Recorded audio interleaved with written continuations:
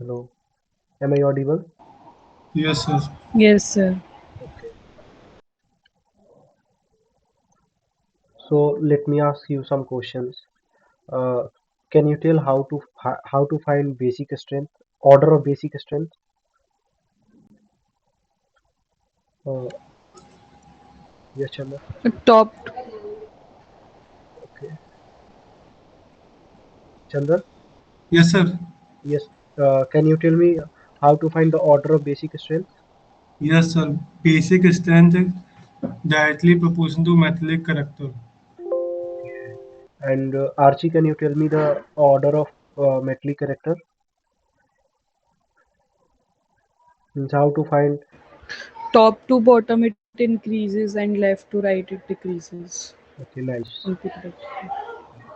And for acidic order means how to find the order of acidic strength. Hi Ritesh, please from next class please be on time because मुझे stretch करना पड़ता है उधर थोड़ा सा, ठीक है ना। तो हम लोग शुरू में जो रिवीजन करते हैं वो जो टाइम पे आएंगे उनको बढ़िया से रिवीजन होगा, बाकी लोग को थोड़ा वो मिस हो जाएगा, ठीक है ना। क्योंकि गुड इवनिंग सर। हाँ हाँ, गुड इवनिंग। क्योंकि बहुत सिलेबस ऐसा नहीं है कि बहुत ही छोटा है, हम लोग जल्दी ख़त्म कर सकते हैं। तो इसीलिए थोड़ा हम लोग सीरियसली पढ़ेंगे तब जाके सिलेबस ख़त्म होगा। चलिए तो रितेश आपसे पूछ रहा हूँ कि ऑर्डर ऑफ एसिडिक स्ट्रेंथ कैसे निकालते हैं हम लोग। रितेश। Yes sir. हाँ हाँ आप। ऑर्डर हाँ हाँ, बताइए। Order of acidic estate sir. Yes yes.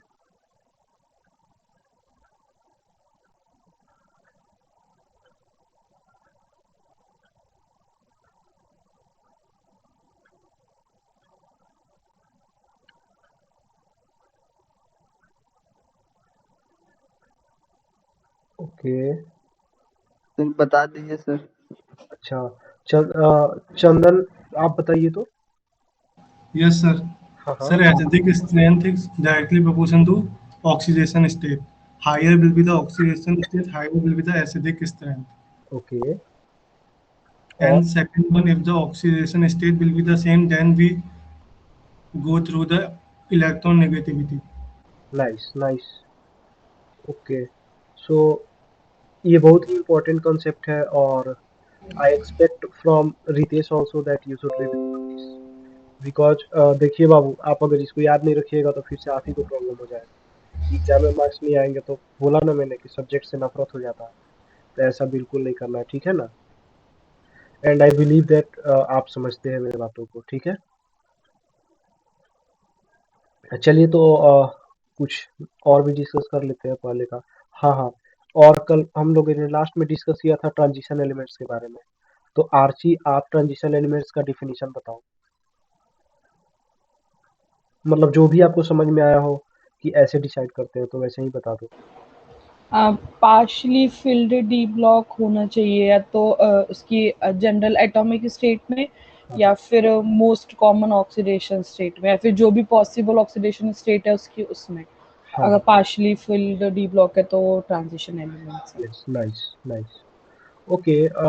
Then आज हम लोग ना थोड़ा ये देखेंगे, जैसे मैंने बोला था आप लोग पहले रितेश को कि एसपीडीएफ कॉन्फ़िगरेशन लिखने आता है कि नहीं, ठीक है ना। तो आज हम लोग थोड़ा सीख लेंगे कि वो कैसे लिखते हैं, क्योंकि आगे उसका बहुत ज़्यादा ज़रूरत है, ठीक है ना।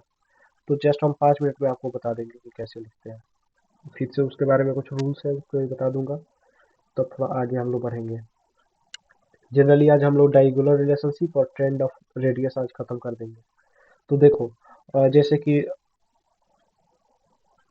देखो 4 ऑर्बिटल्स होते हैं, ठीक है ना। एक होता है एस, एक होता है पी, और एक होता है डी, और एक होता है एफ, ठीक है ना। तो जो एस ऑर्बिटल होता है ना, इसमें मैक्सिमम 2 इलेक्ट्रॉन हो सकते हैं, ठीक है। तो एस में 2 इलेक्ट्रॉन हो सकते हैं, पी में 6 इलेक्ट्रॉन हो सकते हैं, ठीक है। और डी में 10 इलेक्ट्रॉन हो सकते हैं। और एफ में कितने होते हैं चंदन, बताओ। Sir, 14 it होता है. 14। नाइस। तो एफ में 14 होते हैं।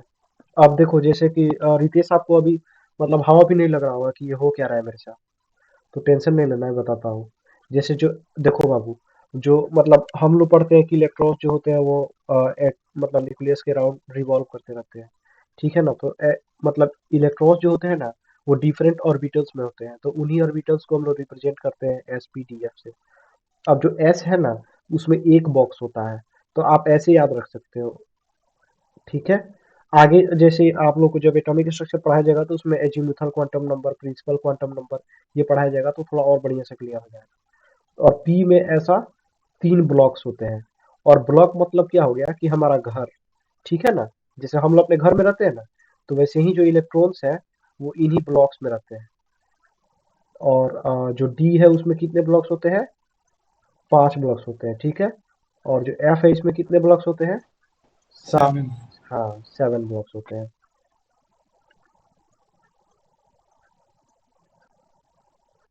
ओके। अब देखो जैसे कि एक घर में मैक्सिमम लिमिट,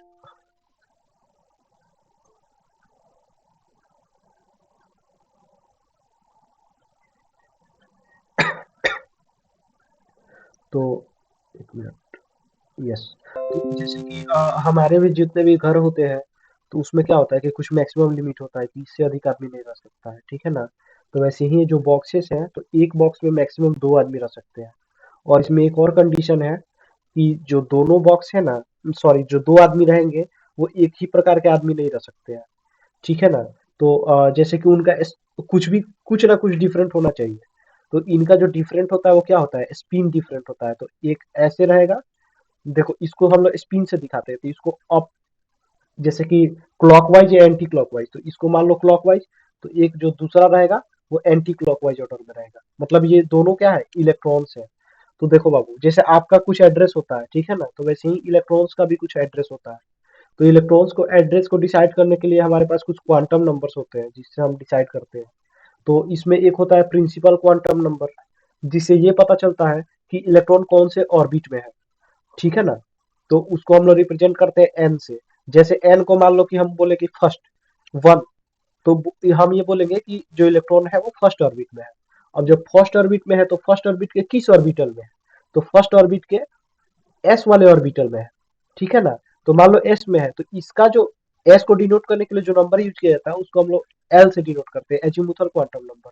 तो एल, एस के लिए जो होता है वो 0 होता है, पी के लिए होता है वो 1 होता है, और डी के लिए 2 और एफ के लिए 3। तो ऐसे एल का भी हम लोग को कुछ ज्यादा जरूरत नहीं पड़ेगा, ठीक है ना। ये मैं इसीलिए बता रहा हूँ क्योंकि आगे मुझको मैग्नेटिक क्वांटम नंबर बताना पड़ेगा, तो उसमें इसका जरूरत पड़ेगा, ठीक है। तो इसके लिए बहुत सारे लोगों ने कुछ कुछ रूल भी दिए कि कैसे इलेक्ट्रॉन्स को हम लोग को फील करना है। तो इसमें देखो बाबू, ये जो ये जो एक के लिए है, जैसे एस में एक ही है तो कोई बात नहीं है, लेकिन पी में क्या है, 3 ऑर्बिटल है, और ये तीनों जो होगा ना वो सेम एनर्जी लेवल पे होगा। वैसे ही डी का ये पांचों होगा वो सेम एनर्जी लेवल पे होगा, और एफ का ये 7 पे होगा वो सेम एनर्जी लेवल पे होगा। तो इससे क्या होगा ना कि अब इसके लिए कुछ रूल्स है। तो रूल्स क्या है कि हम लोग जब भी इलेक्ट्रॉन फील करते हैं तो पहले एक ऑर्डर का, जैसे क्लॉकवाइज में 3 फील होगा तभी हम लोग पेयरिंग स्टार्ट करेंगे। मतलब कि ऐसा नहीं है कि जैसे मानो मेरे को डी में 5 इलेक्ट्रॉन है, तो 5 इलेक्ट्रॉन को मैं कैसे भरूंगा। तो 5 इलेक्ट्रॉन को भरने के लिए सबसे पहले मुझे क्या करना पड़ेगा, एक मैं ऐसे भरा, तो ऐसा नहीं है कि दूसरा को इसी में भर देगा, नहीं। जब तक सारा फील नहीं हो जाए, इसको डीजेनरेट ऑर्बिटल्स बोलते हैं। समझ में नहीं आ रहा हो फिर भी कोई दिक्कत नहीं है, बस थोड़ा जानकारी के लिए बता रहा हूँ, ठीक है ना। तो इसमें जब तक एक स्पिन का नहीं भर जाएगा तब तक हम लोग पेयरिंग नहीं करेंगे। अब जब 5 से अधिक इलेक्ट्रॉन्स होंगे ना तभी वो पेयर होंगे। समझ में आ रहा है रितेश? Yes sir. हाँ, मतलब कि जो डीजेनरेट ऑर्बिट्स होते हैं, तो डीजेनरेट में जब तक सारा नहीं फिल हो जाए एक स्पिन वाला तब तक हम लोग पेयरिंग नहीं करते हैं। इतना समझ में आया ना बस। Yes. अब मैं आपको एग्जांपल्स दूंगा तो बढ़िया से समझ में आएगा। पहले तो हम लोग ये मतलब जानते हैं कि एसपीडीएफ कॉन्फ़िगरेशन हम लोग लिखते कैसे हैं, ठीक है। तो एसपीडीएफ कॉन्फ़िगरेशन के लिए हम लोग यूज करते हैं, जैसे देखो 1s, फिर से यहाँ पे 2s, 2p, फिर से यहाँ 3s, 3p, 3d, फिर से आप 4s 4p 4d 4f ऐसे आपको लिख लेना है। जैसे देखो 1 में एक ही आया s आया, ऐसे 2 में क्या आया s और p दोनों आया, फिर से 3 में spd आया और 4 में spdf आया। समझ रहे हो ना? तो इसमें देखो 1 में s इसीलिए आया ना कि l जो बोला था मैंने s का कितना होता है 0 होता है, तो l जो होता है ना ऑलवेज लेस देन n होता है। ठीक है ना? मतलब ये भी बोल सकते हैं हम लोग कि l जो होता है वो 0 से लेके और n-1 तक जाता है। इसीलिए जो ये जो है ये सेकंड ऑर्बिटल में है, इसका n जो है वो क्या है 2 है, तो n 2 है, इसीलिए इसका l जो होगा वो 0 से लेके 1 तक जाएगा। तो 0 पे s आ गया और 1 पे p आ गया। फिर से 3 के लिए कहां तक जाएगा 0 से लेकर 2 तक जाएगा, तो s p और d आ गया। फिर से 4 के लिए कहां पे जाएगा 0 से लेकर 3 तक जाएगा, तो s p d और f आ गया। समझ में आ रहा है? ये समझना है। तो ये समझ में आया कि नहीं पहले ये बताइए। Yes, sir. रितेश आपको समझ में आया? सर इसके बाद फिर से बताइए, ठीक है बताता हूँ। जैसे लास्ट वाला पार्ट। हाँ हाँ बताता हूँ। जैसे L जो है ना, L जो एजीमुथल क्वांटम नंबर था, तो S के लिए जो L का वैल्यू होता है वो क्या होता है 0, P के लिए क्या होता है 1, D के लिए क्या होता है 2 और F के लिए क्या होता है 3। ये समझ में आया? 3। ये समझ में आया? तो L का जो वैल्यू है ना वो 0 यस से लेके n-1 तक जाता है, और जो S है इसका कोफिशिएंट जो है वो है n का वैल्यू। ठीक है ना? ये जो p का जैसे कोफिशिएंट क्या है 2 है, तो 2 क्या दिखाता है कि ये ऑर्बिटल नंबर दिखाता है, तो ऑर्बिटल नंबर इसका क्या है दूसरा है। ठीक है ना? तो इसका n जो है वो 2 है, तो n-1 कितना होगा 1 होगा, तो l जो होगा वो 0 से लेके n-1 तक जाता है, इसका मतलब 0 से लेके 1 तक जाएगा। ठीक है ना? बोलो भाई। Yes sir. हाँ, तो अगर ऐसे मान लो नहीं याद हो रहा है तुमको तो कोई दिक्कत नहीं है भाई। आप क्या करो कि ऐसे याद रखो कि 1 में सिर्फ s, दूसरा में sp, तीसरा में spd, चौथा में spdf, या ऐसे याद रहेगा ना तो भी काम चल जाएगा। ओ भाई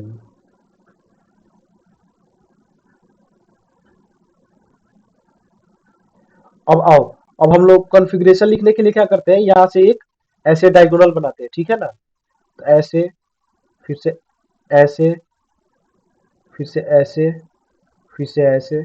ठीक है? तो देखो इसमें सबसे पहले क्या आया 1s, उसके बाद से क्या आया 2s, उसके बाद से क्या आया 2p, उसके बाद से क्या आया 3s। दिख रहा है कैसे? पहले हम लोग यहाँ से जाएंगे पूरा नीचे तक, उसके बाद से फिर से यहाँ से स्टार्ट करेंगे, फिर से नीचे तक जाएंगे, फिर से यहाँ से स्टार्ट करेंगे, फिर से नीचे जाएंगे, फिर से यहाँ से स्टार्ट करेंगे नीचे जाएंगे, यहाँ से स्टार्ट करेंगे नीचे जाएंगे, फिर से यहाँ से स्टार्ट करेंगे नीचे जाएंगे, फिर से यहाँ से स्टार्ट करेंगे नीचे जाएंगे। समझ में आया? बोलो भाई। Yes, sir. Yes sir. हाँ ये थोड़ा मतलब और लग रहा होगा, इसीलिए मैंने आपको वीडियो सजेस्ट किया था, वो ज्यादा सही रहता है। फिजिकल केमिस्ट्री का ये चीज है। ठीक है ना? फिर भी मैं समझाता हूँ। तो इसमें देखो सबसे पहले 1s, फिर से 2s, फिर से 2p, फिर से 3s, फिर से 3p, 4s, 3d, 4p, फिर से 4d, उसके बाद से क्या आएगा उसका हमको अभी चिंता नहीं है, हम लोग बस फोर्थ ऑर्बिटल तक रहेंगे। किसी 4s तक में ही हमारा काम चल जाएगा, क्योंकि 32 एलिमेंट से ही हमारा मतलब है, उसमें हमारा सारा आ जाएगा ये जो डी ब्लॉक का एलिमेंट्स है, मतलब फर्स्ट वाला रो, फर्स्ट पीरियड वाला डी ब्लॉक में। तो ये आप लोग कॉपी में नोट कर लो, एटलीस्ट रितेश आप नोट कर लो। सर नोट कर लिया। नोट कर ली? तो अब देखो अब फील कैसे करते हैं, तो मैंने क्या बताया था कि एस में मैक्सिमम कितना इलेक्ट्रॉन्स हो सकते हैं बताओ। 2 सर। यस। और फिर से पी में कितने हो सकते हैं मैक्सिमम 6। 6। हाँ। और डी में कितने हो सकते हैं मैक्सिमम 10। 10। और एफ में 14। अब आओ, अब हम लोग कुछ एलिमेंट्स का कॉन्फ़िगरेशन लिखेंगे, और एक का मैं बताऊंगा और बाकी का हम लोग साथ में मिलकर लिखेंगे। ठीक है? तो मान लीजिए कि मुझको कार्बन का लिखना है, तो कार्बन का एटॉमिक नंबर कितना होता है भाई 6। 6 6. होता है। ठीक है? तो अब इसमें नंबर ऑफ इलेक्ट्रॉन्स कितने होंगे 6 होंगे। तो चलिए हम लोग उसको भरते हैं। तो पहले हम लोग कैसे लिखेंगे? तो 1s, फिर से क्या आएगा? 2p, आप लोग ही बोलो, फिर से क्या आएगा? 3s, फिर से क्या आएगा? 3p, फिर से क्या आएगा? 4s 4s, फिर से आएगा 3d। 3d। समझ? तो आइए हम लोग इसको करते हैं। तो सबसे पहला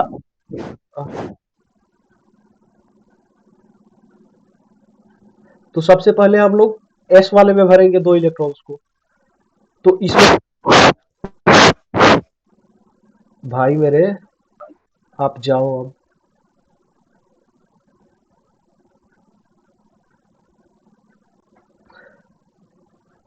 They are not needed in the class.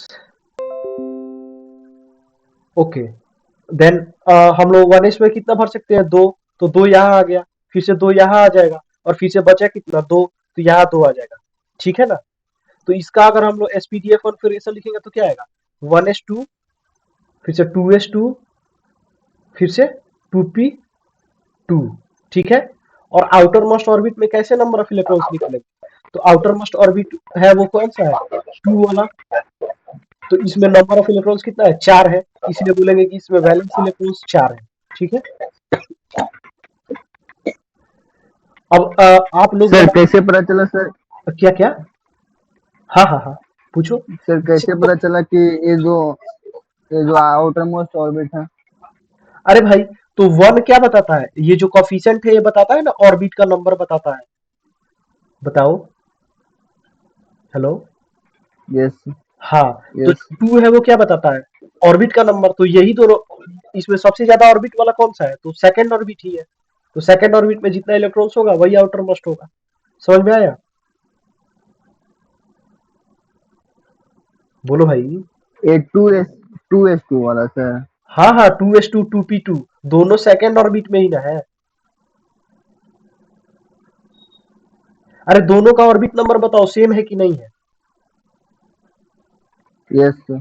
तो सेम है, इसका मतलब ये दोनों आउटर मोस्ट ऑर्बिट 2 ही है, तो इसीलिए दोनों को जोड़ देंगे। जैसे अगर मान लीजिए कि आया रहता 3s2 3p6, ऐसे मान लीजिए आया रहता, तो अब हमारा आउटर मोस्ट ऑर्बिट 3 वाला हो गया, तो अब हम लोग 3 वाले नंबर ऑफ इलेक्ट्रॉन्स को जोड़ देंगे। समझ में आ रहा है आपको? तो आउटर मोस्ट, सर एक दो एग्जांपल और दो जैसे। हाँ हाँ, वो आप कॉन्फ़िगरेशन लिखो और मैं बताता हूँ कि उसमें वैलेंस इलेक्ट्रॉन्स कितने हैं। तो आप ऑक्सीजन का कॉन्फ़िगरेशन लिखो, और ये ऑर्डर हमेशा याद रखिएगा, क्योंकि इसमें गलती हो गया तो फिर से कोई उपाय नहीं। तो ऑर्डर याद रखने के लिए वो मैंने डायगोनल्स वाला बताया था कि 1s, फिर से 2s, 2p, 3s, 3p, 4s, 3d, 4p। समझ में आया ना? तो ऑक्सीजन का लिखिए आप और बताइए, टाइप टाइप कीजिए चैट बॉक्स में। Yes, nice Archi, nice.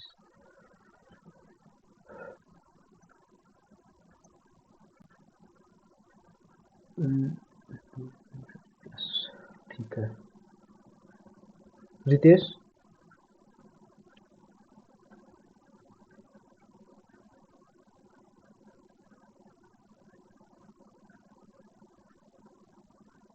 Yes Chandan, correct. Okay, then let me write this. एक मैं इसको भी समझाता हूँ और नेक्स्ट दूंगा वो आप बनाओगे। तो रितेश आप बताओ, ऑर्डर बताओ बस आप। हेलो। Yes sir. हाँ, 1s2 1s, 1s, सिर्फ 1s, फिर से क्या? 2, 1s हाँ 2s हाँ, फिर से, उसके बाद 2p हाँ उसके बाद फिर 3s। हाँ, तो अभी कुछ दिन आपको क्या करना पड़ेगा ना, वो डायगोनल्स बना बना के लिखना पड़ेगा। उसके बाद से आप खुद से लिख दोगे, ठीक है? फिर से 3 यस के सर। बाद से आएगा 3p, फिर से 3p के बाद 3p आएगा 4s, 4s फिर से आएगा 3d। 3d। अब हम लोग ऑक्सीजन यस में सर। नंबर ऑफ इलेक्ट्रॉन्स कितने होंगे बताओ आप? ऑक्सीजन में सर 8 होगा। हाँ, तो 8 इलेक्ट्रॉन में क्या होगा कि 2 इलेक्ट्रॉन इसमें आ जाएगा। अब इसमें 2 से ज्यादा तो हो नहीं सकता है, तो फिर से नेक्स्ट में जाएगा। तो इसमें कितना भरा जा सकता है? 2 भरा जा सकता है, तो इसमें भी 2 भर गया। अब नेक्स्ट में आएगा, तो इसमें भरा जा सकता है 6, लेकिन अवेलेबल कितना है? तो 4 ही अवेलेबल है, इसीलिए इसमें 4 आ जाएगा। ठीक है ना। अब यस सर। देखो, इसमें आउटर मोस्ट ऑर्बिट कौन सा है, क्योंकि थर्ड वाला में फिल नहीं हुआ तो वो आउटर मोस्ट नहीं है, इसीलिए आउटर मोस्ट कौन सा है, सेकंड है। तो सेकंड में जितने भी इलेक्ट्रॉन्स होंगे हम बोलेंगे कि वो आउटर मोस्ट ऑर्बिट में है। तो आउटर मोस्ट ऑर्बिट में टोटल कितने इलेक्ट्रॉन्स हो गए, तो 4 और 2 6। तो ऑक्सीजन के यस आउटर मोस्ट ऑर्बिट में 6 इलेक्ट्रॉन्स हो गए। अब समझ में आया आपको। 6 सर। Yes sir. हाँ, अब आप लिखो नियोन का कॉन्फ़िगरेशन, सॉरी सोडियम का लिखो आप, और टाइप करो चैट बॉक्स में।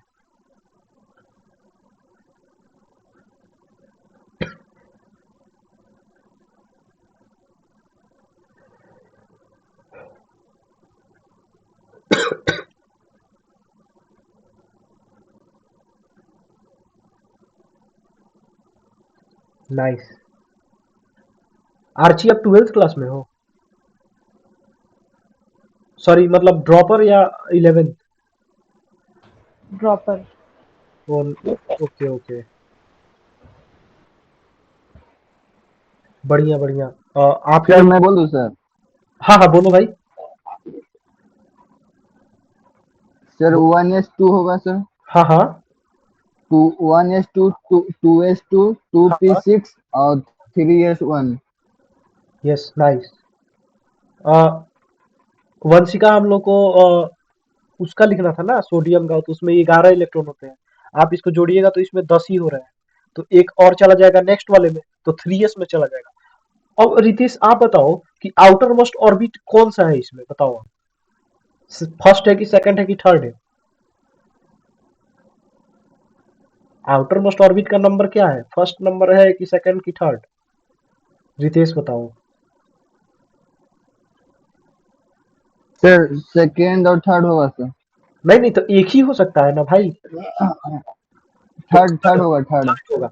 अब आप बताओ कि आउटर मोस्ट ऑर्बिट में नंबर ऑफ इलेक्ट्रॉन्स कितने हैं। 1।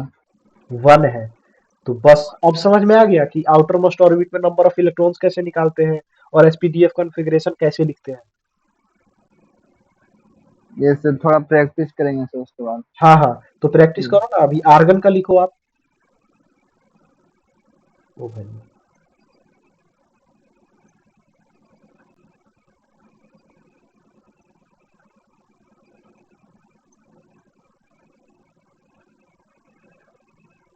आप लोग भी चैट बॉक्स में टाइप कर सकते हो, बस ये आप लोग का थोड़ा रिवीजन हो जाएगा, कुछ इससे ज़्यादा फायदा होने वाला नहीं है, लेकिन आगे का कॉन्सेप्ट थोड़ा यूज होगा तो बताना जरूरी था। Yes nice Chandan, nice. हो गया sir. Oh wow Ritesh, nice. And waiting for Archi and Vanshika to type. Yes nice Archi.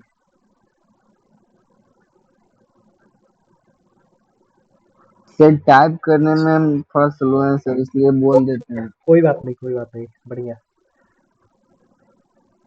Nice. सबने अच्छा किया, एकदम सही है। तो अब मैं आगे बढ़ सकता हूँ, तो चलो आज हम लोग पढ़ते हैं कि डायगोनल रिलेशनशिप क्या होता है, ठीक है ना।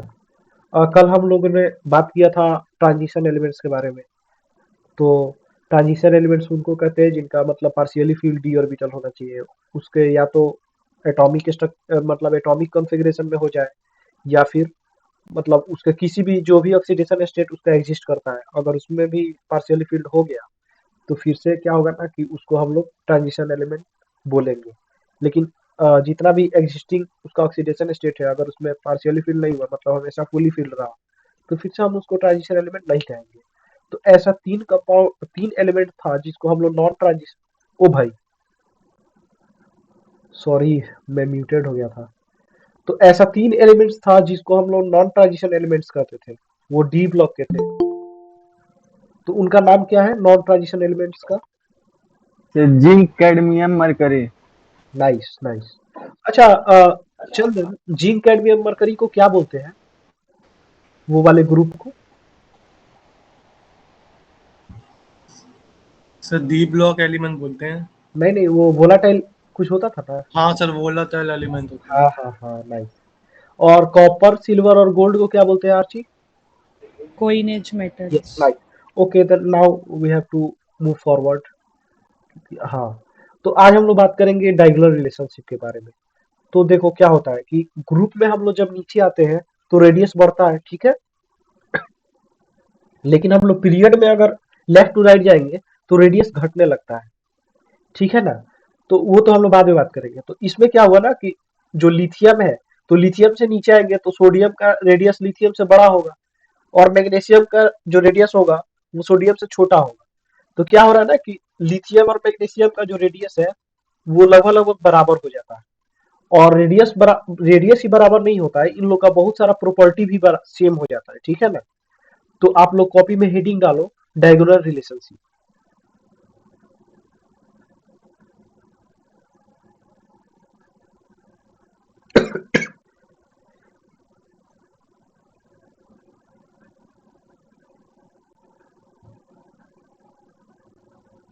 Diagonal relationship, okay.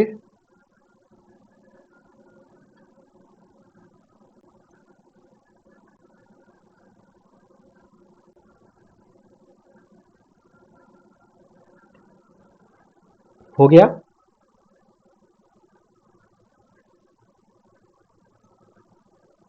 ओ भाई, आ, आप लोग कॉपी में हेडिंग डालो डायगोनल रिलेशनशिप। मैं बार बार म्यूटेड हो जा रहा डाल दिया सर। हूँ, ओके। देन लिखना है some elements are placed in periodic table, some elements are placed in periodic table have diagonal relationship, some elements are placed in periodic table have diagonal relationship,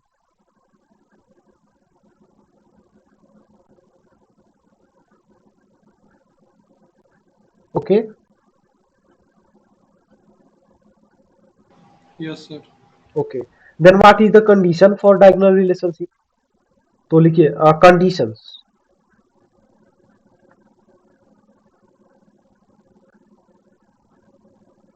First condition is almost similar ionic radii, almost similar ionic radii,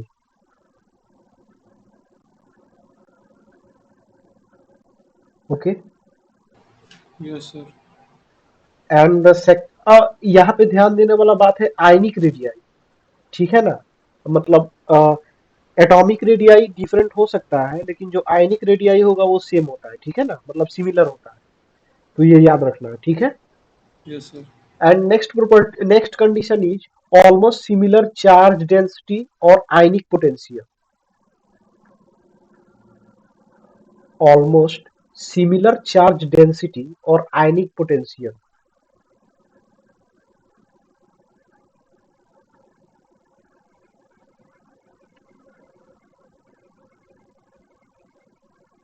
ठीक है। Yes, sir. Okay, then अब हम लोग लिखेंगे कि कौन कौन से एलिमेंट्स हैं जिनमें मतलब कि डायगोनल रिलेशनशिप होता है पीरियोडिक टेबल में। तो आप इसके लिए क्या करो कि दो कॉलम बनाओ, सॉरी दो रो बनाओ, और एक रो होगा पीरियड 2 के लिए और एक पीरियड 3 के लिए। बगल में फोटो दिख रहा होगा, आप लोग ऐसा भी बना सकते हैं, ठीक है।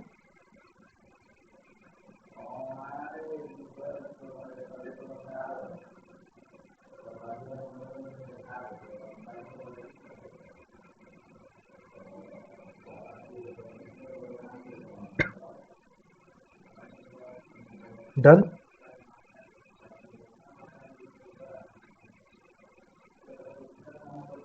Yes, sir. Yes sir. Okay okay, nice. Then जो लिथियम, अब डायगोनल रिलेशनशिप इसको क्यों बोलते हैं, इसको डायरेक्ट हम लोग रिलेशनशिप बोलते हैं या फिर कोई और रिलेशन, मतलब डायगोनल ही वर्ड क्यों पड़ा। क्योंकि ये देखिए वो जो एलिमेंट्स है ना जो ऐसा रिलेशनशिप शो करते हैं वो डायगोनली प्रेजेंट होते हैं। जैसे लिथियम किसके साथ डायगोनल रिलेशनशिप शो करता है, तो मैग्नीशियम के साथ, बेरिलियम एल्यूमिनियम के साथ, और बोरोन जो है वो सिलिकॉन के साथ, ठीक है ना। तो आप लोग ऐसा ही एरो दे दो डबल हेडेड, और एक लिथियम के ओर पॉइंट करेगा और एक मैग्नीशियम के, सिमिलरली एक बेरिलियम एक एल्यूमिनियम, फिर से एक बोरोन एक सिलिकॉन, ठीक है।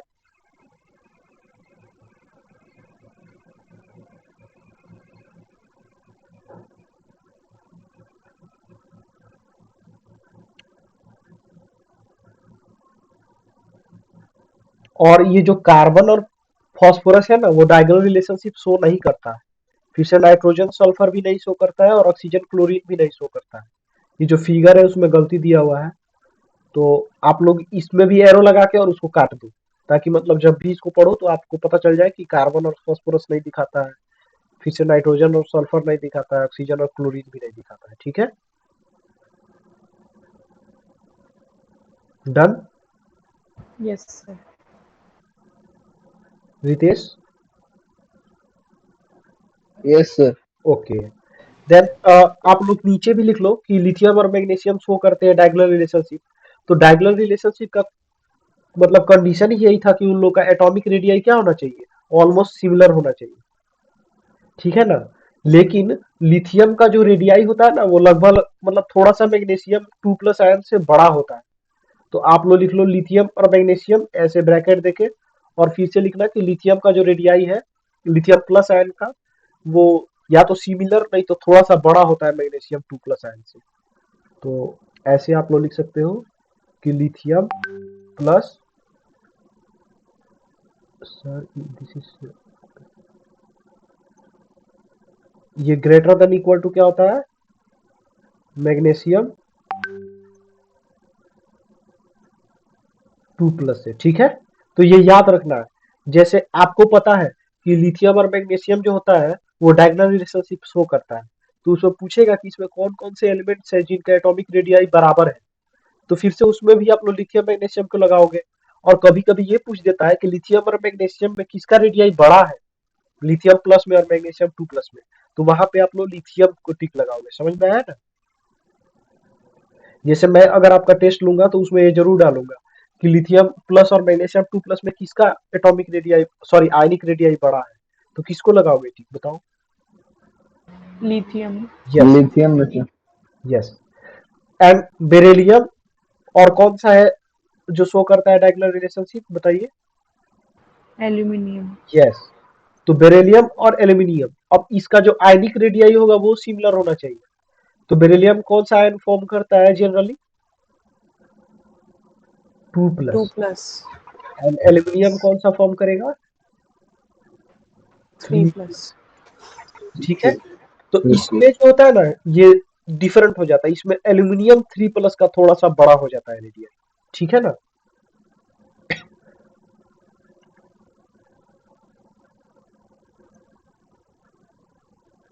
ठीक है। और तीसरा जो है वो क्या है, बोरोन है। तो बोरोन किसके साथ शो करता है,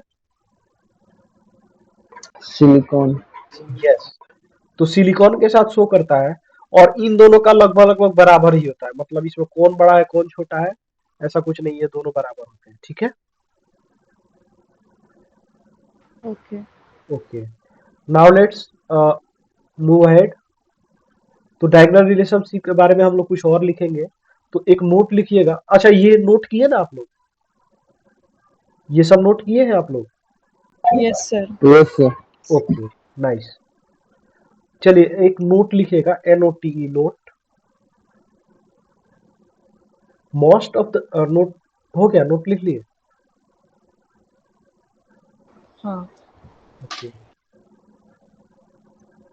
most of the properties are similar due to diagonal relationship. मतलब ऐसा जरूरी नहीं कि सिर्फ आयनिक रेडियाई ही सिमिलर होता है, और भी बहुत सारे प्रॉपर्टी है जो सिमिलर होते हैं। Most of the properties are similar due to diagonal relationship.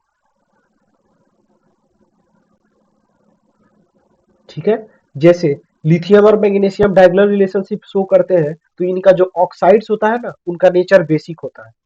तो आप लिखिएगा कि लिथियम ऑक्साइड और मैग्नीशियम ऑक्साइड दोनों का जो नेचर होता है वो कैसा होता है, बेसिक होता है, क्योंकि ये दोनों डायगोनल रिलेशनशिप शो करते हैं। ठीक है, वैसे ही बोरोन और सिलिकॉन डायगोनल रिलेशनशिप शो करते हैं, इसीलिए इनका जो ऑक्साइड्स होते हैं उनका वो एसिडिक टाइप के होते हैं। ठीक है ना, okay, Okay, sir. Okay. And now come to the most important part. जो बेरिलियम का ऑक्साइड है और एल्यूमिनियम का ऑक्साइड है, ये दोनों एम्फोट्रिक नेचर के होते हैं। अब याद आया आपको, मैंने बताया था बहुत पहले ही कि जो बेरिलियम होता है वो अपने ग्रुप से थोड़ा डिफरेंट प्रॉपर्टी शो करता है। जैसे बेरिलियम क्या है, अल्कलाइन अर्थ मेटल है। अब अल्कलाइन अर्थ मेटल है तो इसका जो ऑक्साइड होना चाहिए वो बेसिक होना चाहिए, लेकिन ये एम्फोट्रिक हो गया। तो पता है, इसको घर का लोग अच्छा नहीं लगता है, बगल वाले लोग ज्यादा अच्छा लगता है। तो बगल वाले के चक्कर में ये अपना ऑक्साइड को एम्फोट्रिक बना दिया। मतलब इतना, मतलब समझ रहे हैं ना कितना खराब आदमी है बेरिलियम। तो घर वाला लोग भी इसके लिए बढ़िया काम कर दिया कि बोला बाबू तुम मेरे ही साथ रहो, लेकिन तुम मेरे घर वाले नहीं कहलाओगे। और इसीलिए beryllium is not an alkaline earth metal. Always remember that beryllium is not an alkaline earth metal. जिन्होंने पहले से क्लास अटेंड नहीं किया है वो लोग इसको पॉइंट एक लिख लीजिए कि beryllium is not an alkaline earth metal. ठीक है,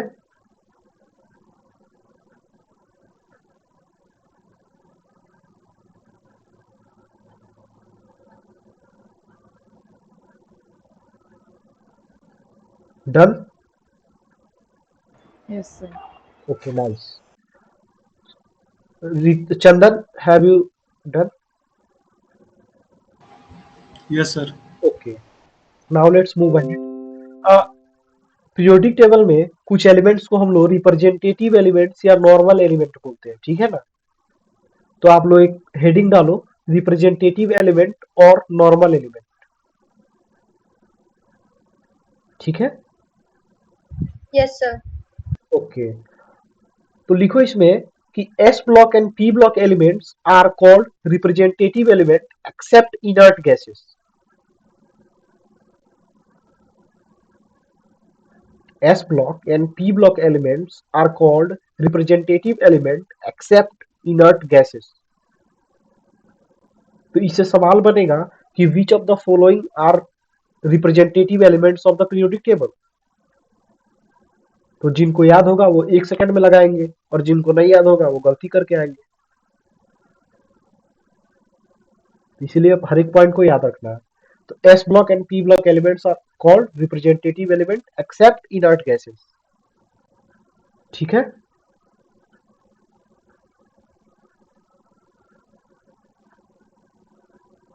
done. Yes, sir. Okay, now let's move ahead. Inert gases को, इनर्ट गैसेस का नाम ही इनर्ट गैसेस है, मतलब 18th ग्रुप का नाम इनर्ट गैसेस है, उसको रिप्रेजेंटेटिव एलिमेंट्स नहीं बोलते हैं। क्यों? क्योंकि उनका जो आउटर मोस्ट ऑर्बिट है वो फुली फिल्ड होता है, तो ये लिखने का जरूरत नहीं है। अब आप नेक्स्ट हेडिंग डालो, इनर ट्रांजिशन एलिमेंट। अच्छा, किस ब्लॉक के एलिमेंट्स को हम लोग इनर ट्रांजिशन एलिमेंट्स बोलते हैं? Ab block. F block. F block elements को ही हम लोग इनर ट्रांजिशन एलिमेंट्स बोलते हैं। ठीक है,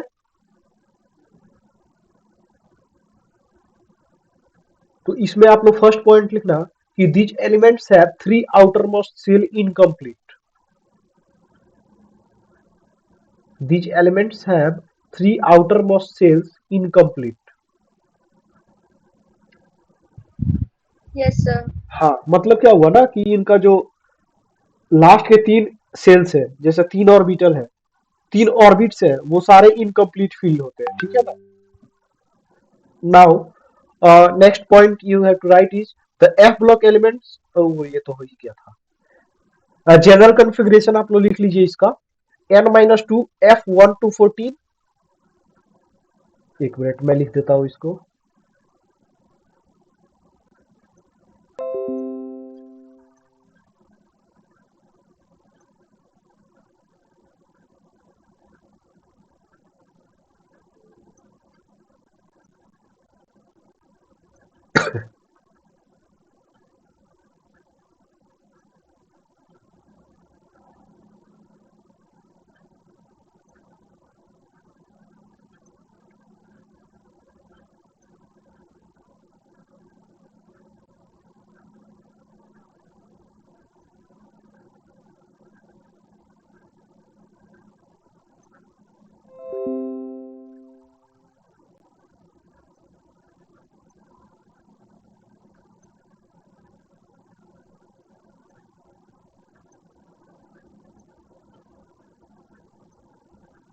ये और लिखा हुआ है, ठीक है ना, और। एक मिनट में थोड़ा कंफर्म भी कर लूं कि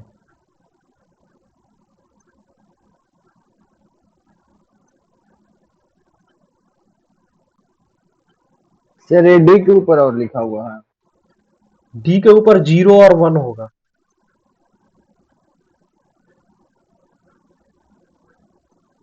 जीरो और 1। हम लोग ऐसे भी कंपाउंड्स देखेंगे जिसमें एस भी फुली फिल नहीं होता है, ठीक है ना। तो देखिए इसमें क्या हुआ ना कि एन वाला भी फुली फिल नहीं रहता है, फिर से डी वाला भी 0 और 1 ही रहता है, जबकि जी में 10 इलेक्ट्रॉन्स आ सकते हैं। लेकिन जो ए ब्लॉक एलिमेंट्स होते हैं उसके डी ब्लॉक में, मतलब जो डी ऑर्बिटल है उसमें 0 या 1 इलेक्ट्रॉन्स होते हैं, ठीक है ना। और एफ, Yes. हाँ, और एफ में 1 से लेकर 14 तक होते हैं। तो आप लोग इसको नोट कर लो, ये है general configuration. Configuration okay, now let's move ahead for our next topics. तो अब हम लोग आ गए हैं एकदम, मतलब ऐसे मोड पे जहां से हम लोग का जो जनरल पीरियोडिक टेबल जो हम लोग पढ़ते हैं जिस चीज के लिए, तो वो आ गया है, ठीक है ना। तो सबसे पहले हम लोग क्या क्या पढ़ने वाले हैं ये आप लिख लो। तो सबसे पहले हम लोग पढ़ेंगे इफेक्टिव न्यूक्लियर चार्ज के बारे में, जिसको हम लोग डिनोट करते हैं जेड स्टार से, ठीक है। Yes, sir. उसके बाद से हम लोग पढ़ेंगे रेडियस के बारे में, आप लोग इसको नोट भी करते जाना। उसके बाद हम लोग पढ़ेंगे रेडियस के बारे में, जो साइज ऑफ एलिमेंट्स या आयंस रिप्रेजेंट करता है, आर, ठीक है। उसके बाद से हम लोग आयनाइजेशन एनर्जी, या उसी को हम लोग आयनाइजेशन इंथैल्पी या पोटेंशियल भी बोलते हैं, तो हम लोग उसके ट्रेंड के बारे में पढ़ेंगे कि वो कैसे वेरी करता है पीरियोडिक टेबल में, ठीक है। और उसके बाद से हम लोग इलेक्ट्रॉन गेन इंथैल्पी का ट्रेंड देखेंगे कि वो कैसे होता है, मतलब कैसे वेरी करता है। और उसके बाद से हम लोग इलेक्ट्रोनिगेटिविटी, जिसको हम लोग काई से भी डिनोट करते हैं, उसके बारे में पढ़ेंगे कि वो कैसे वेरी करता है। और फिर से हम लोग एटॉमिक डेंसिटी के बारे में पढ़ेंगे कि डेंसिटी कैसे वेरी करता है, मतलब विद इन अ पीरियड और विद इन अ ग्रुप। फिर से लास्ट में हम लोग इनर्ट पेयर इफेक्ट के बारे में पढ़ेंगे, वो हम लोग का लास्ट टॉपिक होगा। और एक बात जो मतलब बहुत अच्छा है पीरियोडिक टेबल के बारे में, कि अगर आप बढ़िया से पीरियोडिक टेबल पढ़ लेते हैं तो प्रीवियस ईयर जेई मेंस का सारा सवाल आपसे बन जाएगा, मोस्टली सवाल बन जाएगा। बहुत ज्यादा सवाल बन जाएगा, मतलब 50-60% सवाल बन जाएगा सिर्फ पीरियोडिक टेबल पढ़ने से। तो चलिए अब हम लोग स्टार्ट करते हैं अपना फर्स्ट टॉपिक। लिखिए इफेक्टिव न्यूक्लियर चार्ज। अभी नहीं लिखा सर। ओ भाई, लिख लीजिए लिख लीजिए।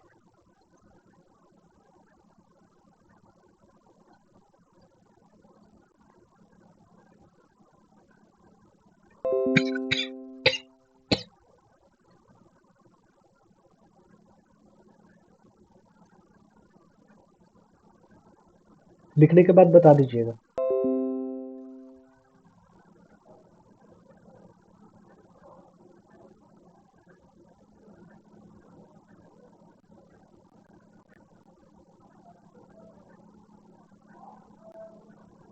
Done. Yes sir. Okay, now let's move ahead, right the topic effective nuclear charge. लिख लिए।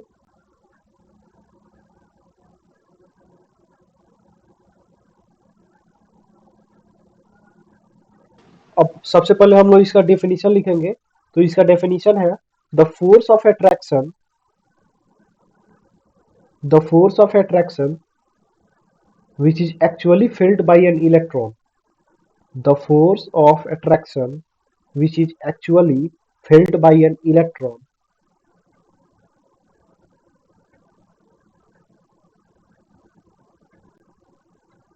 the force of attraction which is actually felt by an electron towards the nucleus is called effective nuclear charge, ठीक है।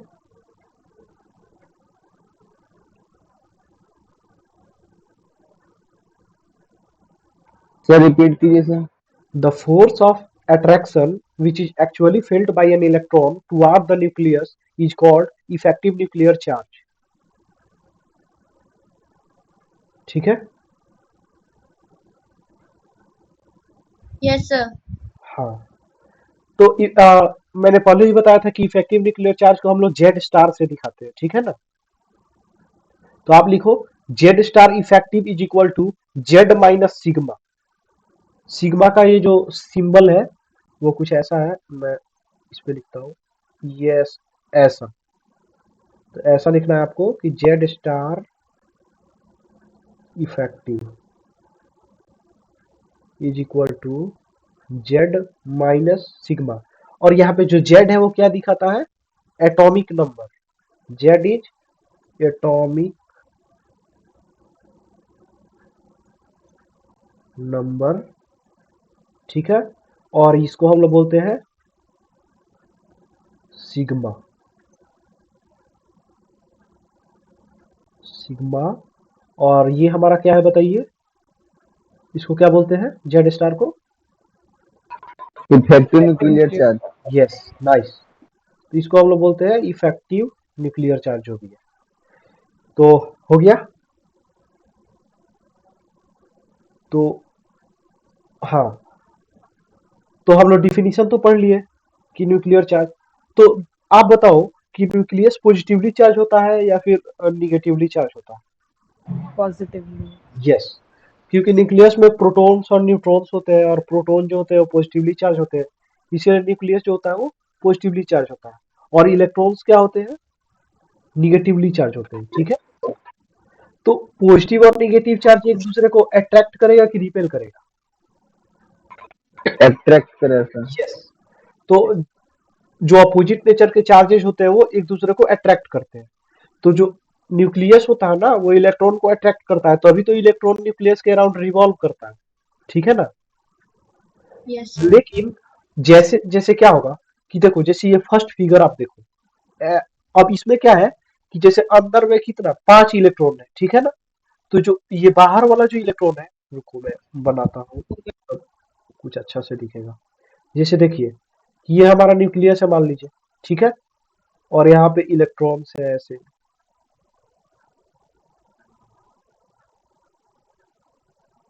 ऐसे। और मान लीजिए ये कोई ऑर्बिट है। अब यहाँ पे एक इलेक्ट्रॉन है हमारा, ठीक है ना, ये ऑर्बिट में रिवॉल्व कर रहा है। तो यहाँ पे फोर्स ऑफ अट्रैक्शन, ठीक है।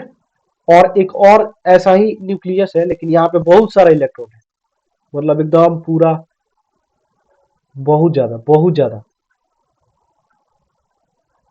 लेयर्स ऑफ इलेक्ट्रॉन्स है।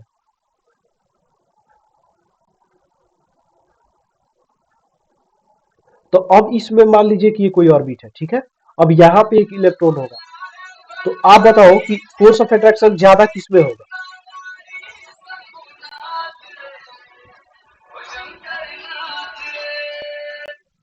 हेलो। पहले वाले में। हाँ, हाँ, हाँ, पहले वाले में होगा। इसके पीछे का लॉजिक ये है कि जो ये इलेक्ट्रॉन्स है ना, ये क्या करेंगे ना कि शील्ड, मतलब एक शील्ड का काम करेंगे। अब शील्ड क्या करेगा कि रोकेगा, तो इसके फोर्स ऑफ अट्रैक्शन को धीरे धीरे कम करते जाएगा। तो जितना नंबर ऑफ इलेक्ट्रॉन्स बढ़ेंगे अंदर, उतना ही फोर्स ऑफ अट्रैक्शन कम होते जाएगा, ठीक है ना। तो वही यहाँ पे बताया गया है कि जैसे आउटर मोस्ट सेल का जो इलेक्ट्रॉन्स है, तो उसको जो इनर मोस्ट जो सेल्स है उसके इलेक्ट्रॉन शील्ड करते हैं, और उसी इफेक्ट को हम लोग क्या बोलते हैं, स्क्रीनिंग इफेक्ट। तो आप लोग टॉपिक डालो कि डिफाइन स्क्रीनिंग इफेक्ट, ठीक है।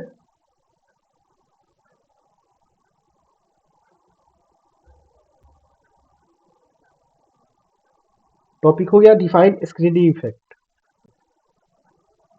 Yes, sir.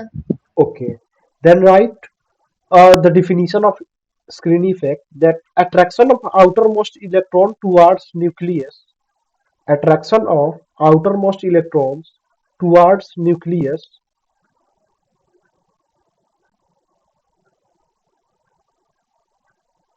attraction of outermost electron towards nucleus decreases when the number of inner shell electron increases। फिर से बोलता हूँ, attraction of outermost electron towards nucleus decreases when the number of inner shell electrons increases। ये तो मैंने पहले भी समझाया था कि जैसे जैसे inner cell electron, number of inner cell electrons बढ़ेगा, वैसे वैसे क्या होगा, अट्रैक्शन कम होते जाएगा, ठीक है। तो इसी को हम लोग स्क्रीनिंग इफेक्ट बोलते हैं, ठीक है ना। Okay. Yes, sir. Okay Yes, sir. sir. हाँ, अब हम लोग ना इफेक्टिव न्यूक्लियर चार्ज निकालने को सीखेंगे कि इफेक्टिव न्यूक्लियर चार्ज निकलेगा कैसे। तो कोई भी एटम का इफेक्टिव न्यूक्लियर चार्ज निकालने के लिए दो चीजों का जरूरत है, एक उसके एटॉमिक नंबर का जो हमको पता है, और दूसरा सिग्मा का जो हमको नहीं पता है। और जो सिग्मा होता है ना उसको हम लोग स्क्रीनिंग कांस्टेंट या शील्डिंग कांस्टेंट भी बोलते हैं। तो ये भी आप लोग लिख लो। सर फिर से समझाइए सर क्या। हाँ हाँ बताता हूँ। जैसे number of inner cell electron जैसे जैसे इंक्रीज होते जाएगा, वैसे वैसे क्या होगा ना कि जो आउटर मोस्ट ऑर्बिट में इलेक्ट्रॉन होगा उससे न्यूक्लियस का फोर्स ऑफ अट्रैक्शन कम होते जाएगा, ठीक है। जैसे जैसे मान लीजिए कि आप ही बीच में खड़े हैं और आपको चारों तरफ से लोग घेरा हुआ है। तो अब एक लोग और बाहर आपका मित्र खड़ा है, आपको जाके और अपने मित्र से मिलना है, उससे मतलब गले मिलना है। तो आप भाग के जाइएगा। तो अगर मान लीजिए एक लेयर ऑफ आदमी रहा तो आप आराम से जाके मतलब किसी एक को हटा के और जाके उससे मिल सकते हैं। लेकिन क्या हुआ ना कि 4-5 लेयर ऑफ आदमी खड़ा हो गया, तो अब आपके लिए मुश्किल हो जाएगा अपने दोस्त के पास पहुंचना। समझ में आ रहा है। तो सिमिलर कंडीशन यहाँ भी हो जाता है कि न्यूक्लियस के सराउंडिंग में जितना ज्यादा इलेक्ट्रॉन्स होंगे तो आउटर मोस्ट इलेक्ट्रॉन से उसका अट्रैक्शन उतना ही कम होते जाएगा। अब समझ में आया। Yes, sir. Yes sir. हाँ, तो यही मैंने बोला था। और फिर से मैंने बोला कि जो हम लोग जेड स्टार का फॉर्मूला लिखे थे कि Z star is equal to Z minus sigma, तो उसमें जो सिग्मा था उसका एक और नाम है, उसको बोलते हैं स्क्रीनिंग कांस्टेंट या फिर शील्डिंग कांस्टेंट, ठीक है। अब समझ में लिख ले आया। सर। हाँ हाँ लिख लो भाई।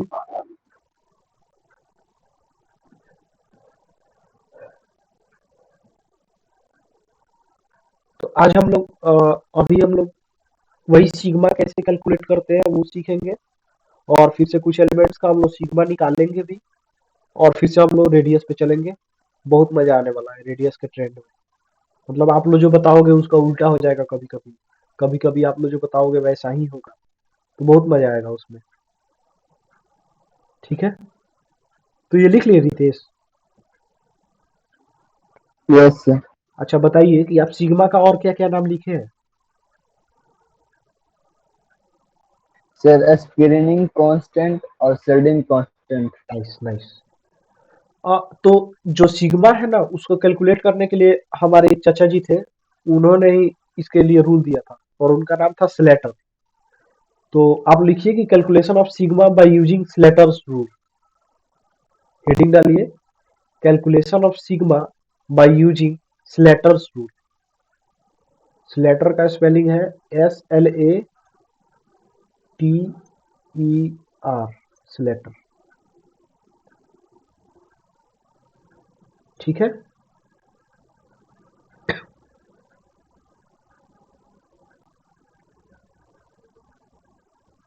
Yes sir. हाँ, तो अब आप लोगों को करना क्या है ना कि एक टेबल बनाना है जिसमें 2 रो होना चाहिए और 1 2 3 4 5 कॉलम होना चाहिए। 2 रो और 5 कॉलम का एक टेबल बनाना है। तो ये कुछ ऐसा दिखेगा, ऐसा से 1 2 3 4 5, ठीक है। और फर्स्ट जो रो है उसमें लिखेंगे हम लोग फॉर NS एंड NP, और यहाँ लिखेंगे SP, तो यहाँ D एंड NF। तो ये क्या है ना, ये जो NS एंड NP है, एक मिनट मैं दिखाता हूँ।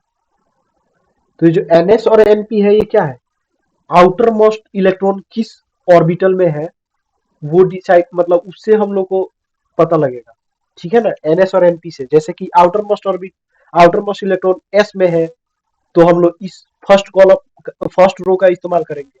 अगर आउटर मोस्ट इलेक्ट्रॉन D या F में है तो हम लोग सेकंड रो का इस्तेमाल करेंगे, ठीक है ना।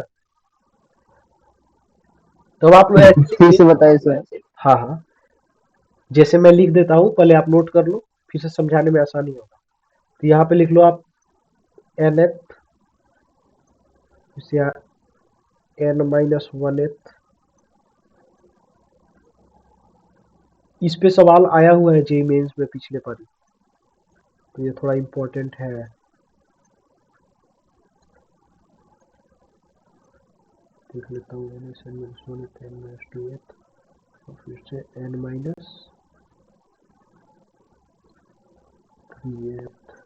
and then so on।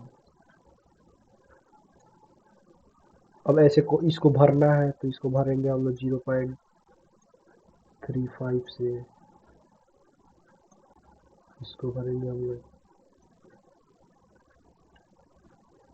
0.85 से, इसको 1 1 या 1 1 1 1 और ये 0.5।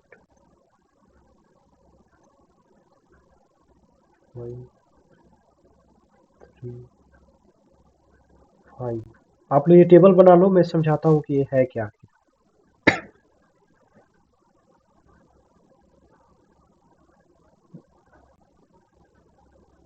बना लिया सर। ओके, तो देखिए ये जो आउटर मोस्ट जो ऑर्बिट है उसको हम लोग अल्टीमेट ऑर्बिट बोलते हैं। इसको क्या बोलते हैं? अल्टीमेट। अल्टीमेट मतलब क्या होता है? एकदम इंट, मतलब ये लास्ट ऑर्बिट है। तो ये मन करे तो आप लोग नोट कर सकते हो, नहीं भी नोट करोगे तो कोई दिक्कत नहीं है। इसको हम लोग बोलते हैं पेनल्टीमेट, PENAULTIMAT। और इसको हम लोग बोलते हैं एंटी पेनल्टीमेट। एंटी, ऐसे ही कुछ नेमिंग है, कि याद रखने का ज्यादा जरूरत नहीं है, बस ऐसे जान लो। कोई पूछेगा कि पेनल्टीमेट मतलब क्या होता है, तो बोलना कि सेकंड लास्ट ऑर्बिट को हम लोग पेनल्टीमेट ऑर्बिट बोलते हैं। फिर से कोई पूछेगा कि अच्छा तब ये बताओ कि एंटी पेनल्टीमेट किसको बोलते हैं, तो बोलना कि जो थर्ड लास्ट होता है ना उसको बोलते हैं, और जो लास्ट होता है उसको क्या बोलते हैं, तो उसको हम लोग अल्टीमेट बोलते हैं। ठीक है। अब फोर्थ लास्ट सर। उसका कोई नाम नहीं है, ठीक है ना। बढ़िया सवाल। इसे कितना याद रखेंगे हम लोग, सबका नाम दे देंगे तो क्या। तो ये आप लोग लिख लिए। यस हाँ, अब हम लोग हाँ, अब हम लोग ना सिग्मा कैलकुलेट करते हैं, और मैं एक का सिग्मा कैलकुलेट करूंगा और उससे समझाऊंगा कि आखिर हो क्या रहा है।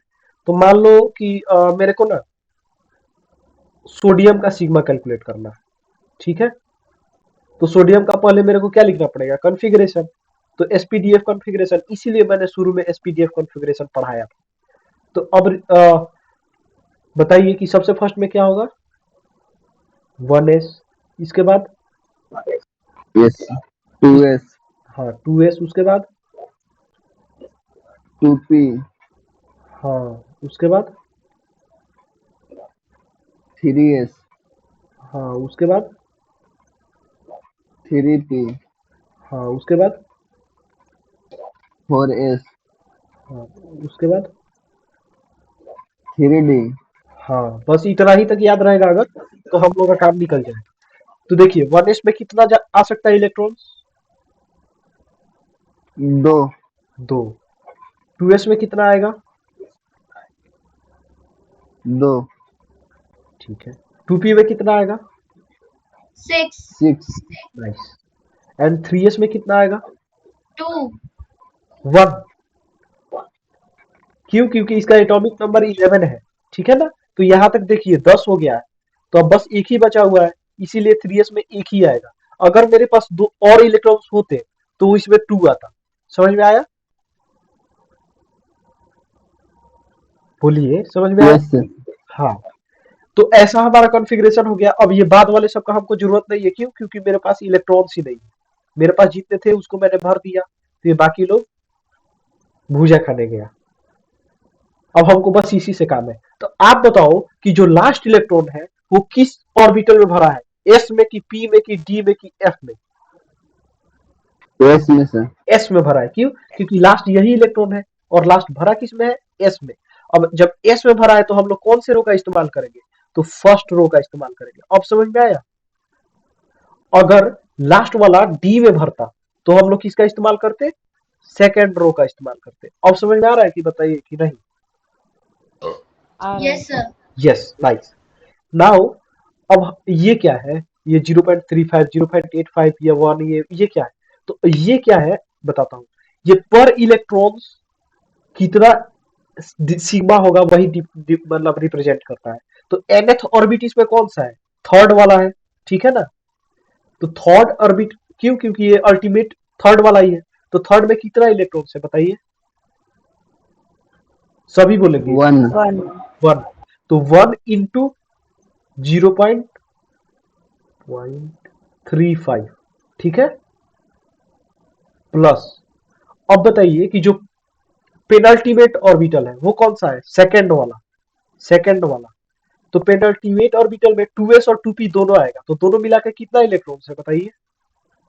8 8। 8 तो 8 इंटू 0.85 85 प्लस। अब आ जाते हैं हम लोग किस में? एंटी पेनल्टीमेट में। तो एंटी पेनल्टीमेट में कितना इलेक्ट्रॉन्स है? 2 2। तो प्लस 2 इंटू कितना? 1। तो ये टोटल जोड़ के बताइए कितना हुआ?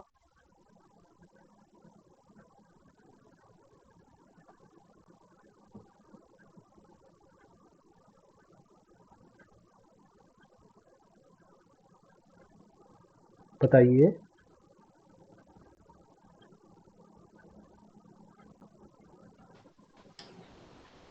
9.15।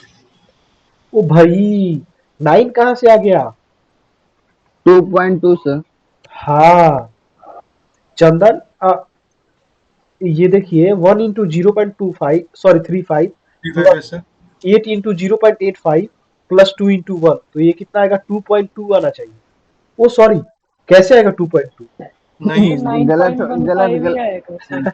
Yes sir. 9.15 ही आएगा। हाँ हाँ। हाँ सर। हम सर 8 को 1 समझ। तो ये 9 पॉइंट कितना आया जी?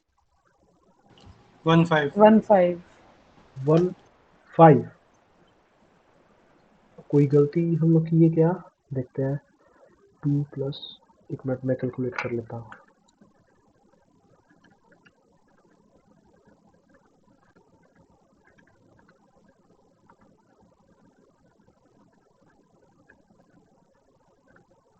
हाँ जी, यही आया।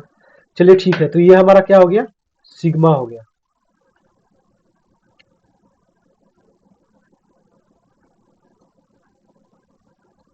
अब हम लोग जेड स्टार निकालेंगे, तो जेड स्टार के लिए क्या करना पड़ेगा? Atomic number minus sigma. तो एटॉमिक नंबर इसका कितना है?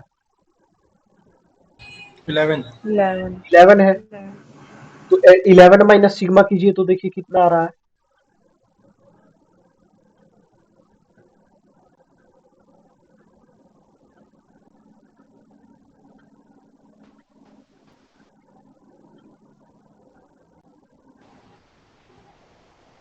One point eight five 1.85।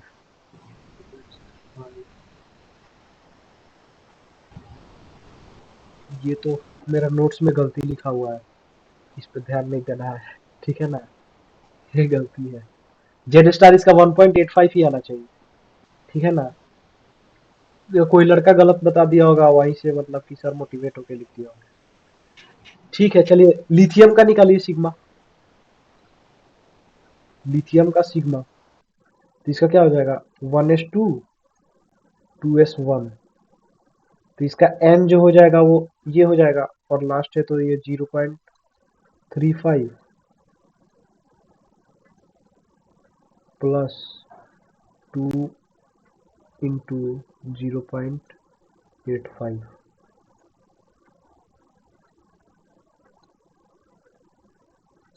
भाई भाई,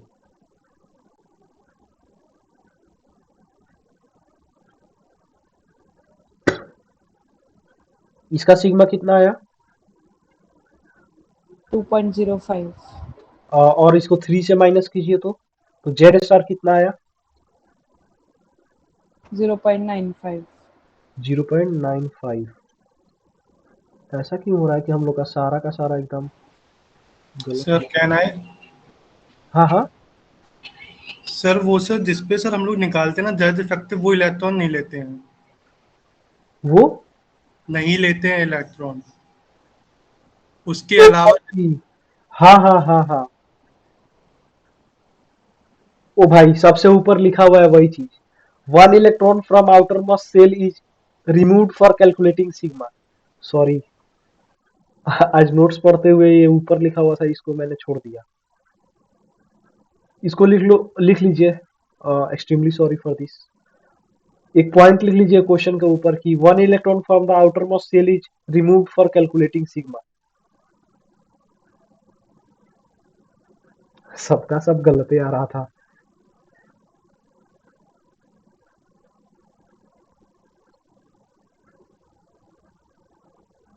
ठीक है, रिपीट कीजिए सर। एक नोट करके लिख लीजिए ऊपर कि one electron from outer most shell is removed for calculating sigma. One electron from the outermost shell is removed for calculating sigma.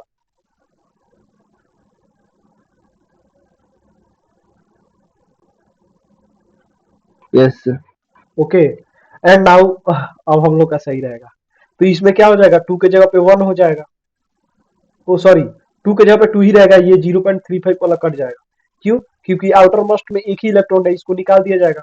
तो एन में कुछ बचा ही नहीं, बस बचा एन माइनस वन वाला में। तो एन माइनस वन वाला में टू बचा, तो टू इंटू 0.85 करने पे कितना आ जाएगा? आठ दूनो 16, 1.7। 1.7 आ जाएगा। अब यस इसको सर। 3 से माइनस किया जाएगा तो कितना आ जाएगा? 1.3 आ जाएगा। तो ये हो जाएगा हमारा जेड स्टार। ठीक है ना? तो जेड स्टार सर कैलकुलेट। हाँ हाँ सर इसको फिर से समझाइए सर। हाँ हाँ, देखिए, जैसे आउटर मोस्ट जो ऑर्बिट है ना, उससे एक इलेक्ट्रॉन्स को हम लोग निकाल देते हैं फॉर कैलकुलेटिंग सिग्मा। समझ में आया? तो आउटर मोस्ट ऑर्बिट इसमें सेकंड है और सेकंड में एक ही इलेक्ट्रॉन है, तो इसको हम लोग निकाल देंगे जब सिग्मा कैलकुलेट करना होगा। तो अब आउटर मोस्ट में कितना बचा? Zero electron. तो zero into 0.35 plus two into 0.85। तो जीरो इंटू 0.35 की जगह तो वो तो जीरो ही हो जाएगा। तो बस बचा क्या? To into 0.85। अब सिमिलरली हम लोग सोडियम वाला में भी आते हैं। तो सोडियम वाला में क्या होगा कि आउटर मोस्ट से हम लोग क्या करेंगे, एक इलेक्ट्रॉन को निकाल देंगे। तो 3s1 में से एक इलेक्ट्रॉन को निकालिएगा तो ये तो पूरा 0.35 वाला टर्म ही चला जाएगा। ठीक है ना? तो बस बचेगा 8 इंटू 0.85 प्लस 2 इंटू 1। तो अब इसको निकालिएगा तो ये हो जाएगा हमारा सिग्मा, और वो फिर से जेड माइनस सिग्मा कीजिएगा तो हमारा आ जाएगा जेड स्टार। ठीक है, और अब जेड स्टार 2.2 आएगा। ठीक है ना? तो आप लोग होमवर्क में लिख लो बाकी, जैसे कि लिथियम जो मतलब अल्कली मेटल्स है उनका जेड स्टार निकालने का, फिर से अल्कलाइन अर्थ मेटल है उनका जेड स्टार निकालने का। ठीक है, अच्छा वैसे एक काम करो, आप पूरा अल्कली मेटल्स का निकालो, मतलब कि नहीं नहीं, बहुत ज्यादा हो जाएगा। पोटेशियम का निकालो जेड स्टार आप। ठीक है, पोटेशियम का जेड स्टार निकालो आप। Find Z star for potassium, और टाइप करो चैट बॉक्स में।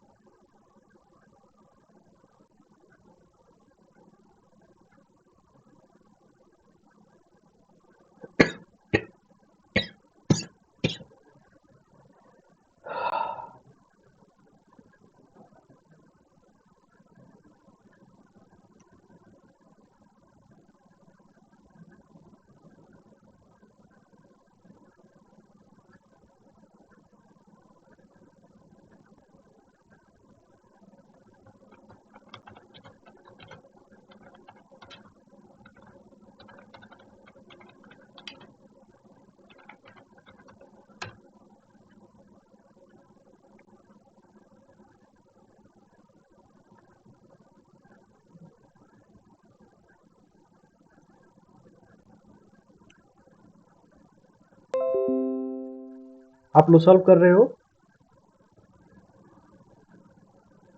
हेलो?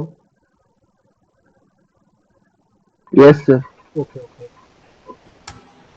अभी मैं कुछ मेथड्स बताऊंगा जिससे आपको कभी भी सॉल्व करने का जरूरत नहीं पड़ेगा। मतलब किसी का भी जेड स्टार निकालना होगा तो आप लोग एक चुटकी में बता दोगे कि इसका जेड स्टार क्या होगा, ठीक है ना? तो sir 2.2। Yes, nice nice, 2.2 is the correct answer. Okay Chandan, nice. Sir ये एक डाउट था। हाँ हाँ। सर जैसे अभी पोटेशियम का निकाला, अगर आर्गन का निकाल दे, आर्गन के लास्ट इलेक्ट्रॉन पे निकालना होता तो उसका जो कॉन्फ़िगरेशन आता वो 1s2 2s2 2p6 3s2 3p6 आता। हाँ हाँ। अब उसके लास्ट इलेक्ट्रॉन पे निकाल रहे हैं तो ये 6 के 6 इलेक्ट्रॉन को नहीं लेंगे या फिर सिर्फ एक इलेक्ट्रॉन को नहीं लेंगे और एक को बाकी नहीं 5 लेंगे, को? सिर्फ एक को, मतलब 5 काउंट करेंगे, सिर्फ लास्ट वाले को नहीं लेंगे। मतलब 6 में से एक को हटा देंगे और बाकी 5 रहेगा। जैसे कि अगर हम लोग कोई मतलब कोई एटम है जिसमें लास्ट में 3s2 आ गया, ठीक है ना? जैसे कि मैग्नीशियम का निकालना हो तो आप निकालो मैग्नीशियम का। और तो उसमें क्या करना ना कि जैसे 3s2 आ गया तो 3s में से 2 इलेक्ट्रॉन है, उसमें से किसी एक को रिमूव करो और फिर से आप निकाल लो, ठीक है? तो now you solve for magnesium and tell me the answer.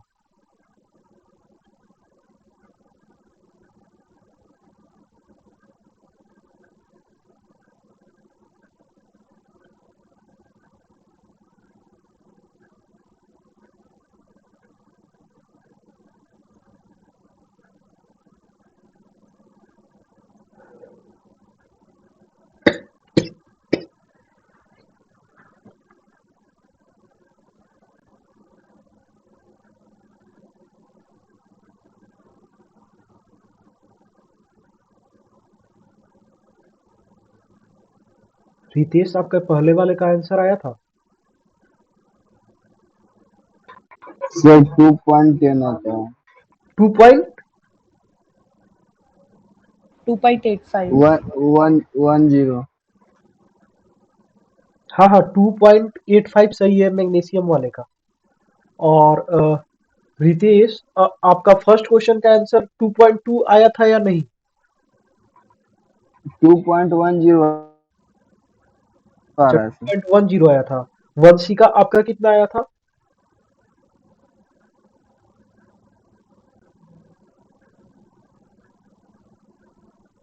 Okay, 2.2 आया था, सही है।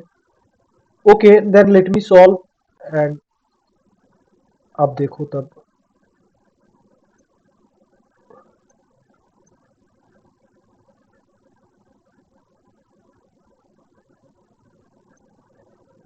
जैसे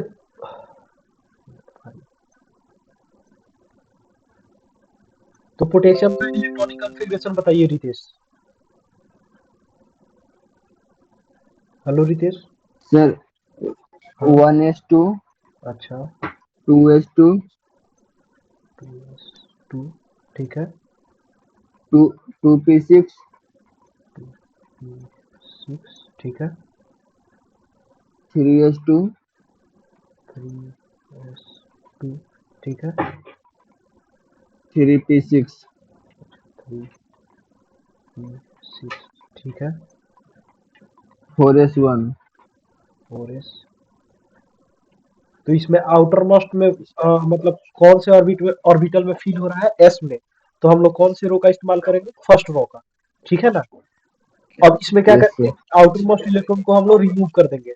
तो अब एस आउटर मोस्ट में तो एक भी इलेक्ट्रॉन बचा नहीं, तो बस बचा अब सेकेंड लास्ट वाला में। तो सेकेंड लास्ट वाला में टोटल कितना इलेक्ट्रॉन है? 3 वाला में तो 8 है। तो 8 इंटू 0.85 प्लस अब 2 वाला में कितना है? 8 है। तो अब 2 वाला में क्या हो जाएगा?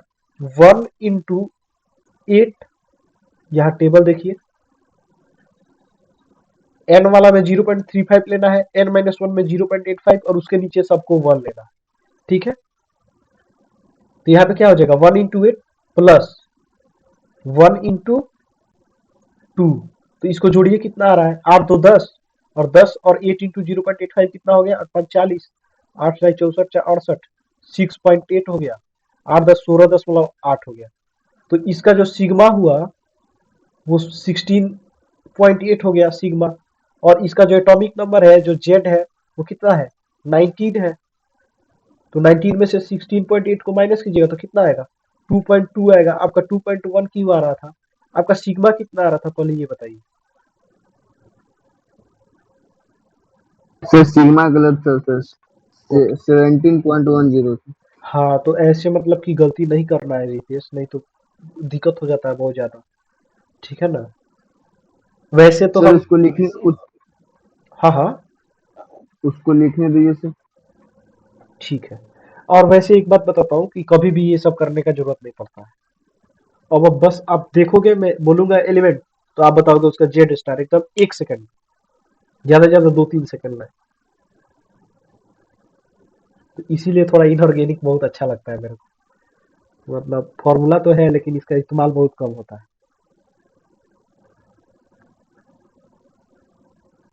हो गया Ritesh? Yes sir. Okay, now let's see the quick trick for remembering. तो बस आपको करना क्या है ना कि बस लिथियम जैसे अल्कली और अल्कली मेटल्स का आपको याद कर लेना है जेड स्टार। तो याद कैसे करेंगे ना कि जो फर्स्ट है लिथियम उसका 1.3 है और सोडियम और पोटेशियम का हम लोग निकाले थे 2.2 है। वैसे ही सोडियम के नीचे जितना भी है सबका 2.2 है। ठीक है ना? तो जेड स्टार जनरली कांस्टेंट होता है फ्रॉम सोडियम टू सीजियम और लिथियम का डिफरेंट होता है 1.3। ठीक है? तो बस आपको इसी को याद रखना है।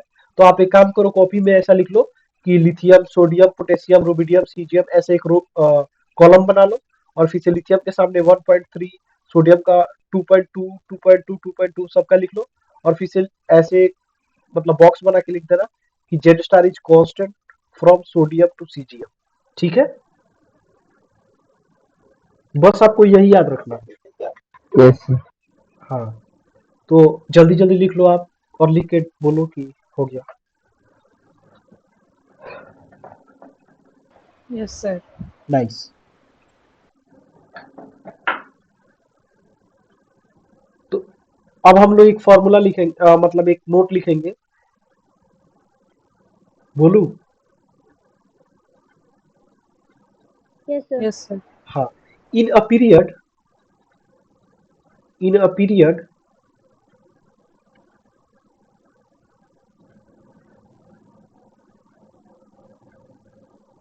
in a period z star increases with in a period z star increases with 0.65 unit per electron।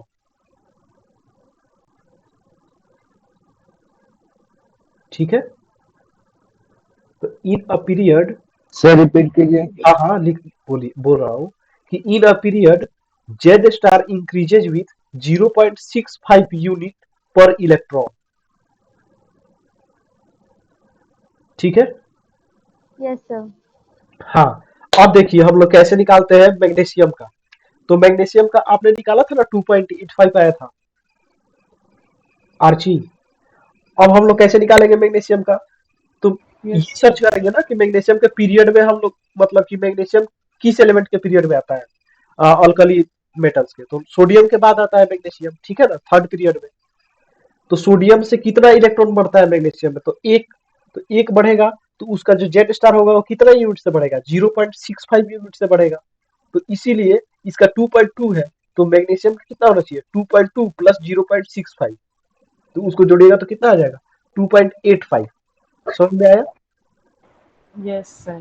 हाँ। Yes, sir. अब अगर मैं बोलूं आपसे कि एल्यूमिनियम का निकालिए तो उसमें बस करना क्या है कि देखना है कि किसके पीरियड में है। तो आपको दिखेगा कि यार ये तो सोडियम वाला में है। तो सोडियम से इसमें कितना इलेक्ट्रॉन बढ़ा है? तो 2 इलेक्ट्रॉन बढ़ा है, इसीलिए कितना इसका जेड स्टार हो जाएगा? तो सोडियम वाला +2 × 0.65।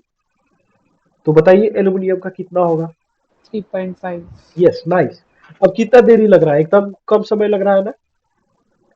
अब Yes, sir. हाँ, अब हम लोग एक क्वेश्चन लिखेंगे कि find Z star and sigma, ऐसे सिर्फ Z star. Find Z star in second and third period element. ठीक है? Find Z star in second and third period elements.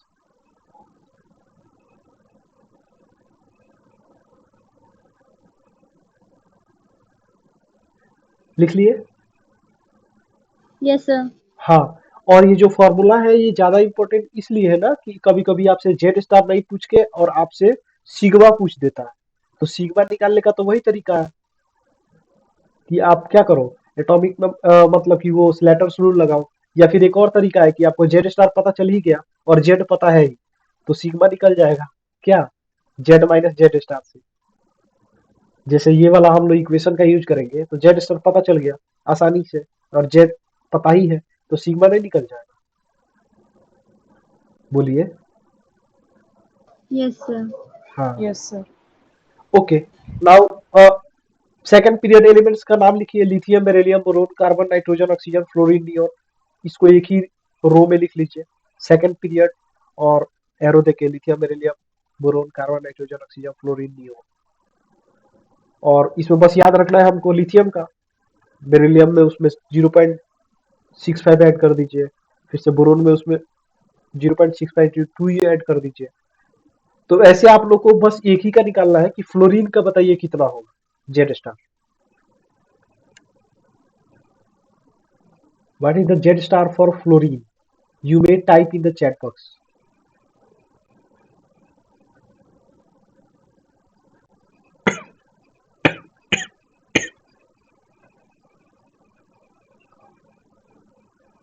Nice, Archie.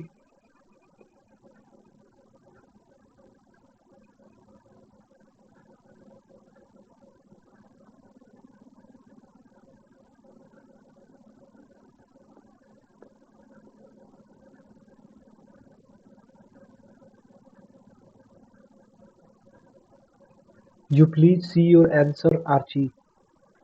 कोई कैलकुलेशन मिस्टेक के लिए चेक कर लीजिए। ऐसे सबका डिफरेंट क्यों आ रहा है? और लिथियम का याद है ना जेड स्टार कितना होता है? कितना होता है लिथियम का Z star? Ritesh, hello Ritesh. Sorry sir, sorry sir, 1.3 होता है सर, हम 2.2 जोड़ दिए।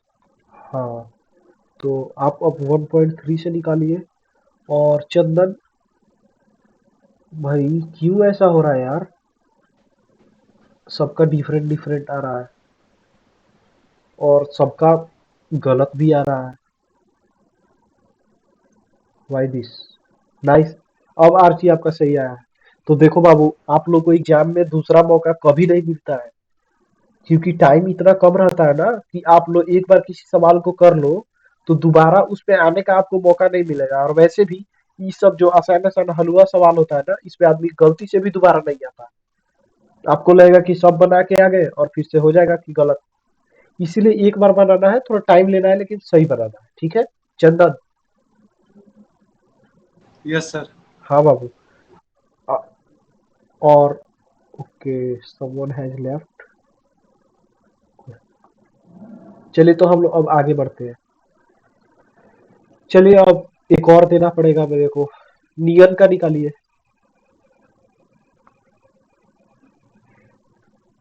नियन का निकालिए।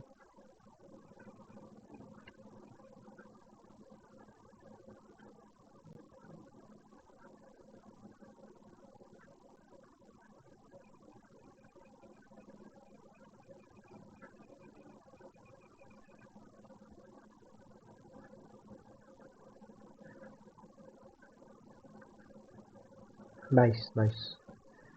अब मुझे लगता है कि आप लोगों को समझ में आ गया है कि कैसे निकालना है। Is it? Yes, sir. Okay.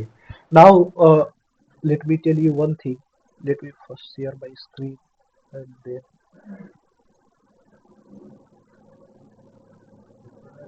okay. Can you see my screen? Yes, sir. Yes, sir. हाँ।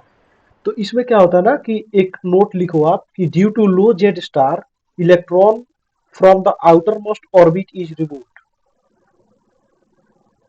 जैसे पहले इसको लिख लो, उसके बाद समझाता हूँ। नोट, और उसके नीचे लिखना कि due to low Z star electron from the outer most orbit is removed. ठीक है?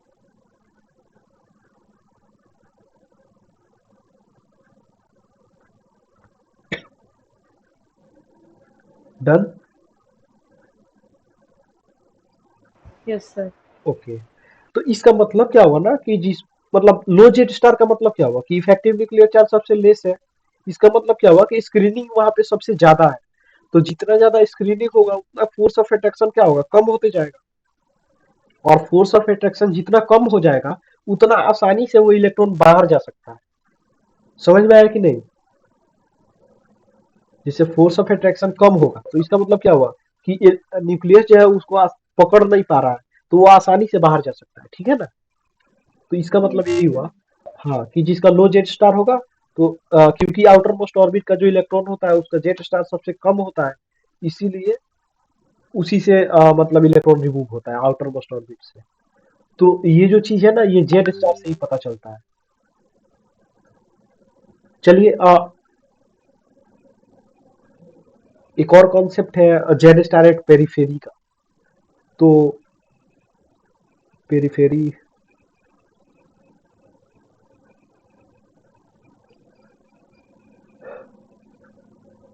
जैसे कि जब डी ब्लॉक मेटल्स के लिए हम लोग जेड स्टार कैलकुलेट करते हैं तो आप लोग एक नोट करके लिख लीजिए, नोट।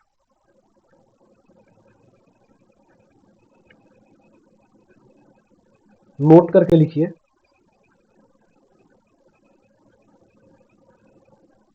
Yes sir. हाँ, नोट में आपको लिखना है कि in case of D orbital ओ भाई in case of D block metals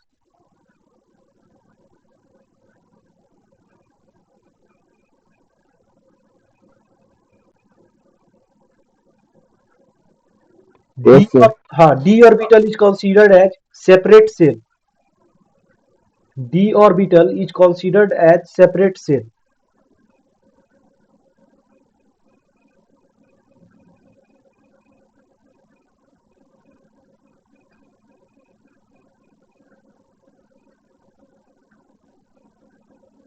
Yes, sir.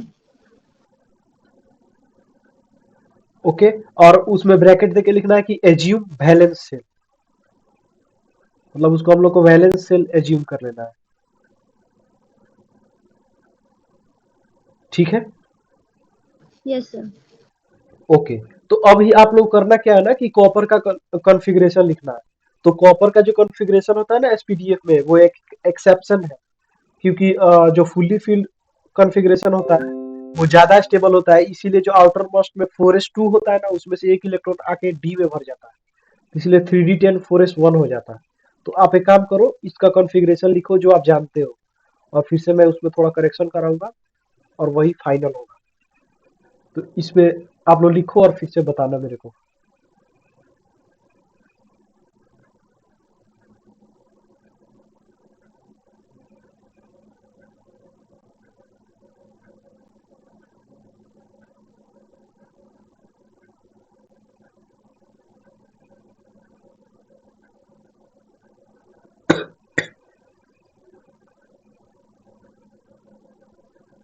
लिख लिए?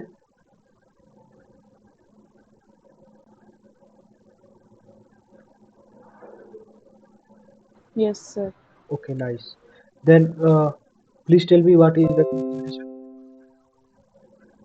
1s2, 2s2, 2p6, 3s2, 3p6, 4s1, 3d10. Yes, 1s2, 2s2, 2p6, 3s2, 3p6, 4s1, 3d10।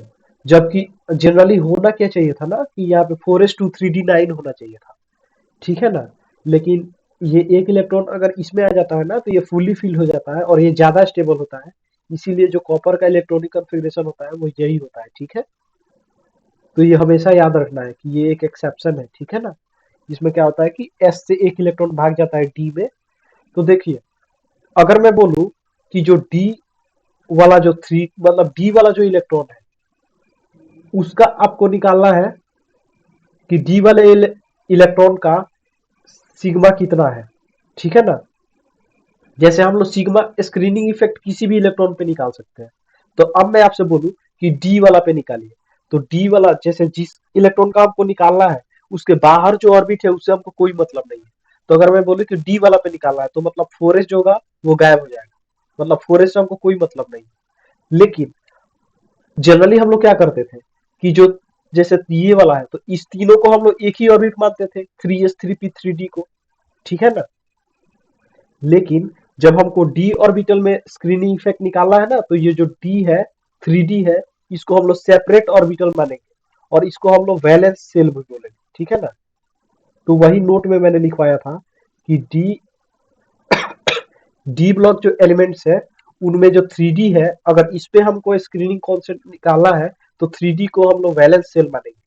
और ये जो है 3s 3p ये क्या हो जाएगा, पेनल्टीमेट, और 2p 2s 2p ये हो जाएगा एंटी पेनल्टीमेट, और ये उससे भी अंदर वाला, ठीक है। तो इसका सिग्मा कैसे निकालेंगे, तो आउटर मोस्ट हो गया मेरा 3D, तो 3D 10 है, इसमें से एक इलेक्ट्रॉन को निकालेंगे तो बचेगा 9, तो 9 इंटू, अब हम लोग इसमें कौन सा रो का इस्तेमाल करेंगे आप बताओ, फर्स्ट रो का कि सेकंड रो का? सेकेंड। सेकंड रो का, क्यों? क्योंकि लास्ट इलेक्ट्रॉन मतलब जिस इलेक्ट्रॉन पे हम लोग स्क्रीनिंग कांस्टेंट निकाल रहे हैं ना, वो जो है वो डी में है, इसीलिए हम लोग सेकंड रो का इस्तेमाल करेंगे। तो 9 इंटू 0.85, और बाकी सबके लिए तो 1 ही हो जाएगा। तो क्या करेंगे, टोटल इलेक्ट्रॉन जोड़ लेंगे, तो 6 2 8, 6 14 2 16 2 18, तो प्लस 18, तो इससे इसका स्क्रीनिंग कांस्टेंट आ जाएगा, और फिर से जेड में से माइनस कर देंगे तो जेड स्टार आ जाएगा, ठीक है।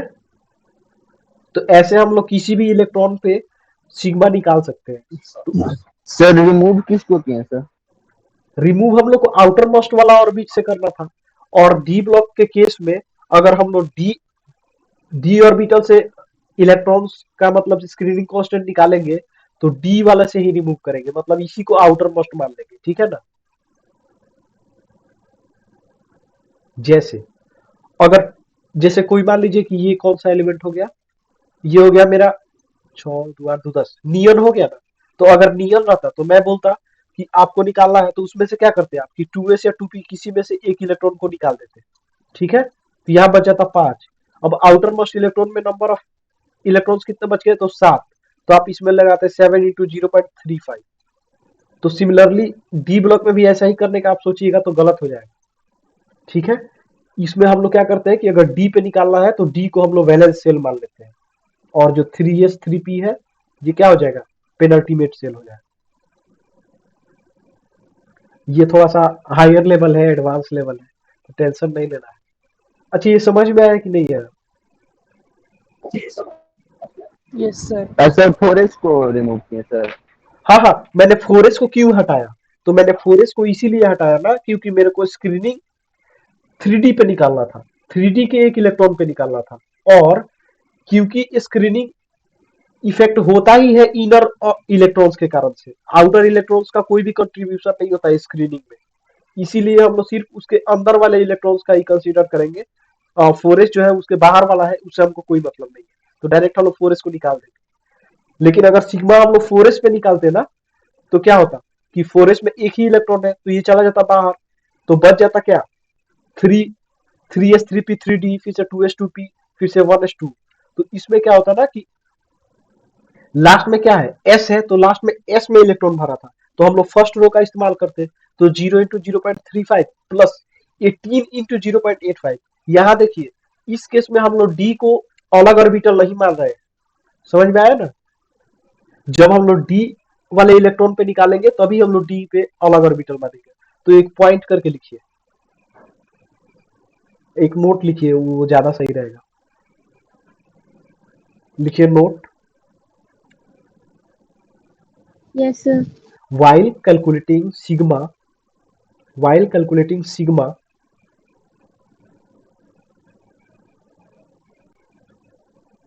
for electron in d orbital,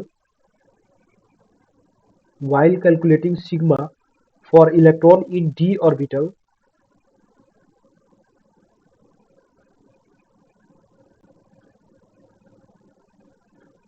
we consider d orbital as a valence shell, we consider d orbital as valence shell, ठीक है।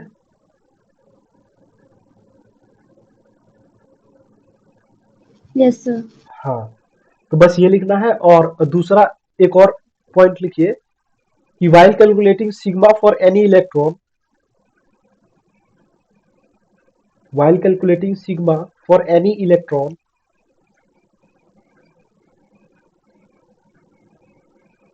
only inner shell electrons are considered.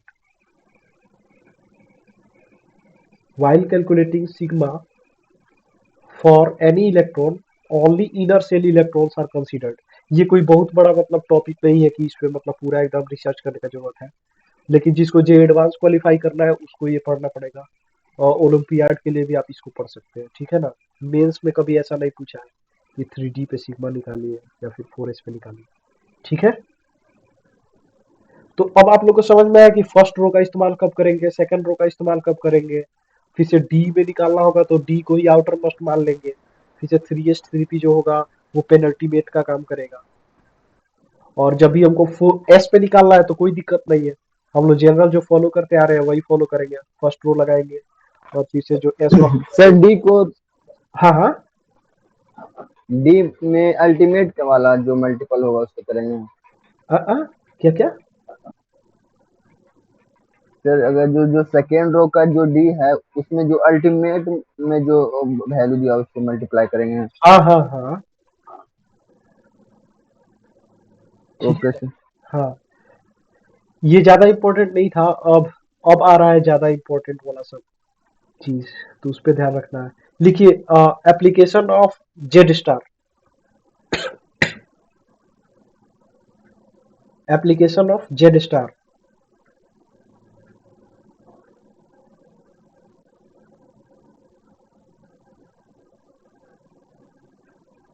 लिख लिए? Yes, sir. हाँ तो लिखिए कि Z star is directly proportional to number of positive charge.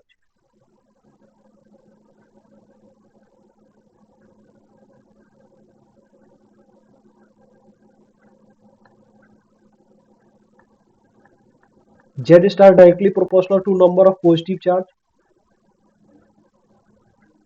is directly proportional to force of attraction.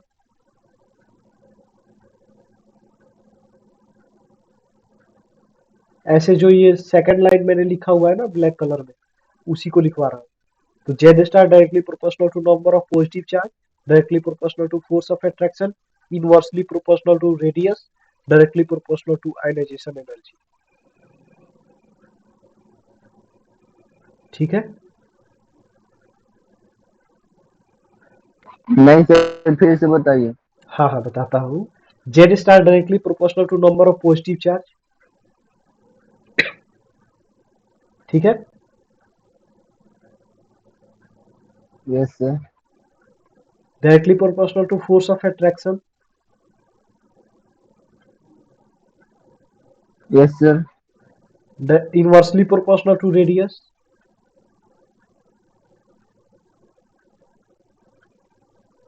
ठीक है। Yes, sir.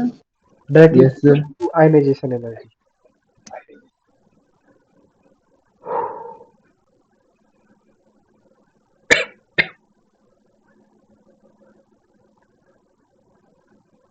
ठीक है।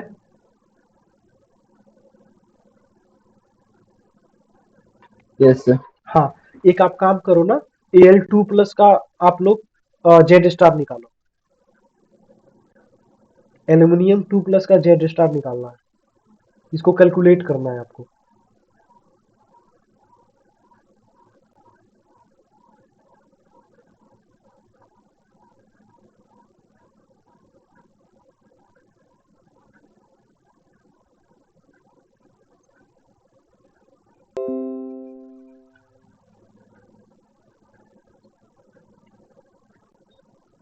और टाइप करना है चैट बॉक्स में, मैं भी सॉल्व करता हूँ इसको।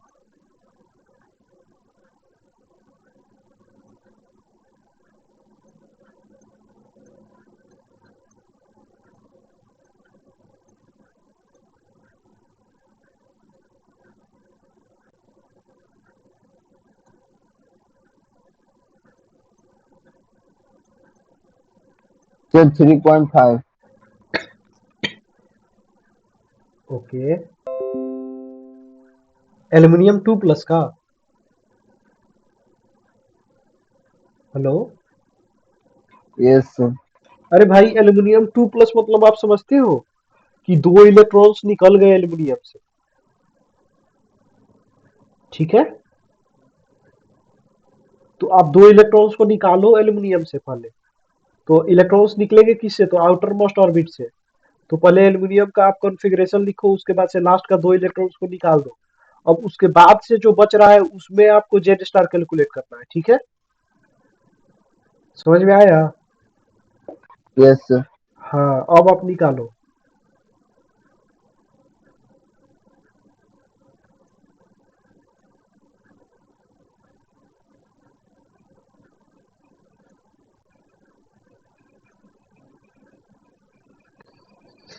सर 8.5।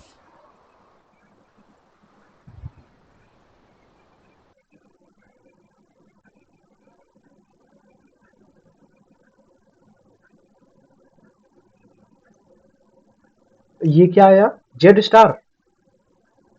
Yes sir. ये सिग्मा की Z star. Sigma 4.5 and Z star 8.5। अच्छा, चंदन आपका बिल्कुल सही है। जेड स्टार 4.2 होगा। मैं अपना स्क्रीन शेयर करके आपको दिखाता हूँ।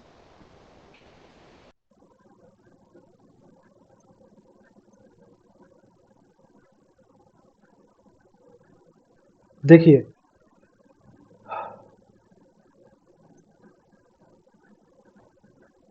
Okay, now let's C. Aluminium का कॉन्फ़िगरेशन क्या होगा? यहाँ 3s2 होता और यहाँ पे 3p1 होता। ठीक है, अब इसमें से 2 इलेक्ट्रॉन निकालना है, तो एक ये निकल गया और एक इसमें से निकल गया, तो बच गया क्या? थ्री एक मिनट, बच गया क्या? 3s1।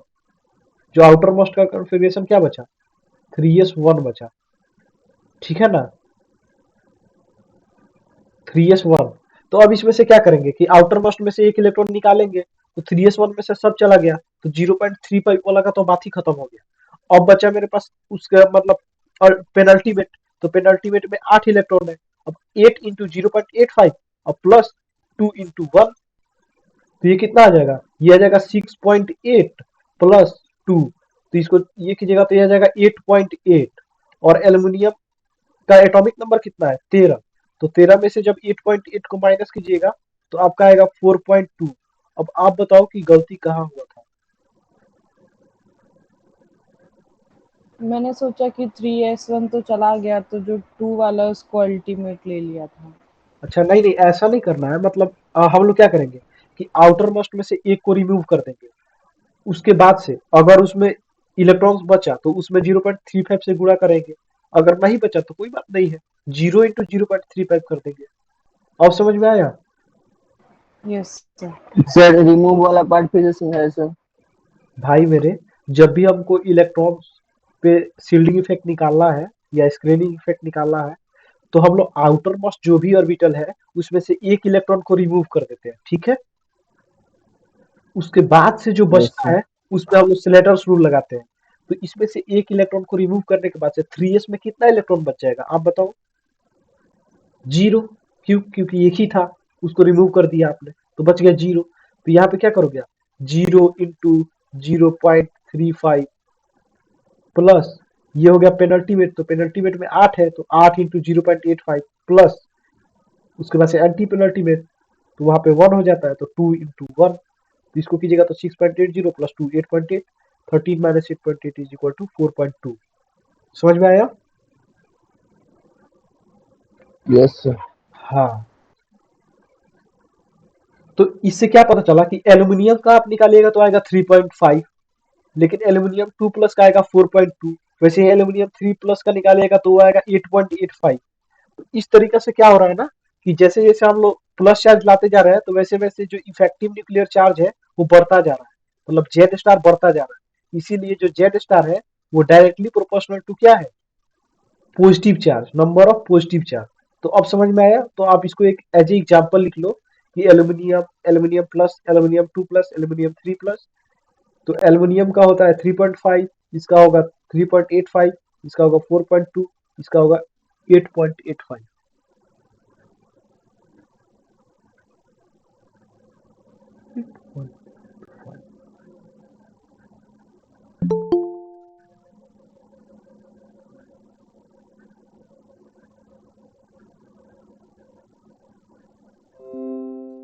ओके, ये लास्ट है, इसके बाद से हम लोग बंद कर देंगे।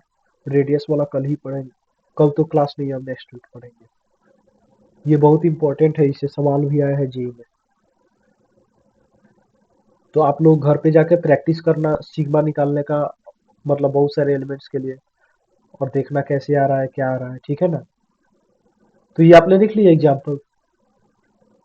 Yes, sir. Yes sir. Okay okay, now let's, अब क्या है कि जेड स्टार जो है वो रेडियस के इनवर्सली प्रोपोर्शनल है।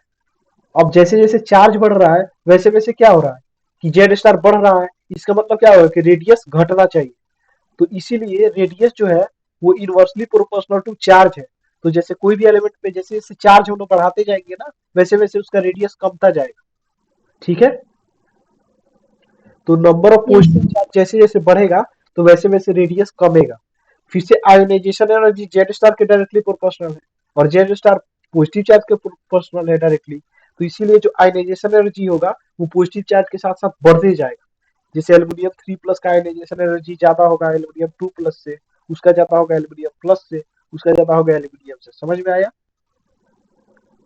Yes sir. हाँ, तो देखिए अब हम लोग radius, ionisation energy, electron gain enthalpy सब में इंटर कर चुके हैं।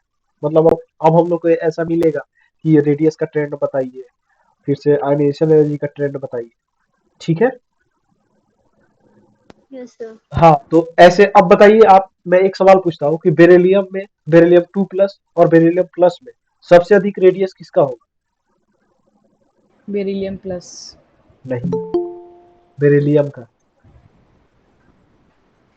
अच्छा, मुझे लगा बेरिलियम प्लस और बेरिलियम 2+ में। अच्छा अच्छा, मैंने बेरिलियम ही बोला था। अच्छा चलिए, ये बताइए कि सबसे अधिक जेड स्टार किसका होगा?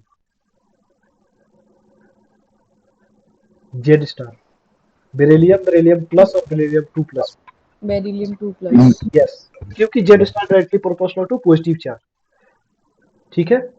अब रिवाइज करते रहना है घर पे, और अब हम लोग नेक्स्ट क्लास में कुछ डिस्कस करेंगे। और पैरामैग्नेटिज्म के बारे में आप लोग को पता है कि क्या होता है? No, sir. ओके, तो हम लोग इसको नेक्स्ट क्लास में डिस्कस करेंगे, और एंड मैं कुछ वीडियो लिंक शेयर कर दूंगा अबाउ प्रिंसिपल और हुड्स रूल का, वो आप लोग एक बार देख के आइएगा। फिर से मतलब कि नेक्स्ट क्लास में उससे बहुत फायदा होगा। आज तो हम लोग Next. मतलब, हाँ हाँ, आज हम लोग को जो पढ़ना था उससे थोड़ा हम लोग डिस्ट्रैक्ट हो गए, लेकिन सही है। जैसे कि अगर कॉन्फ़िगरेशन लिखना नहीं बताता तो रितेश बार बार पूछते कि ये कैसे हो गया, वो कैसे हो गया। और सिग्मा के बारे में आप लोग घर पे प्रैक्टिस कीजिएगा पूरा।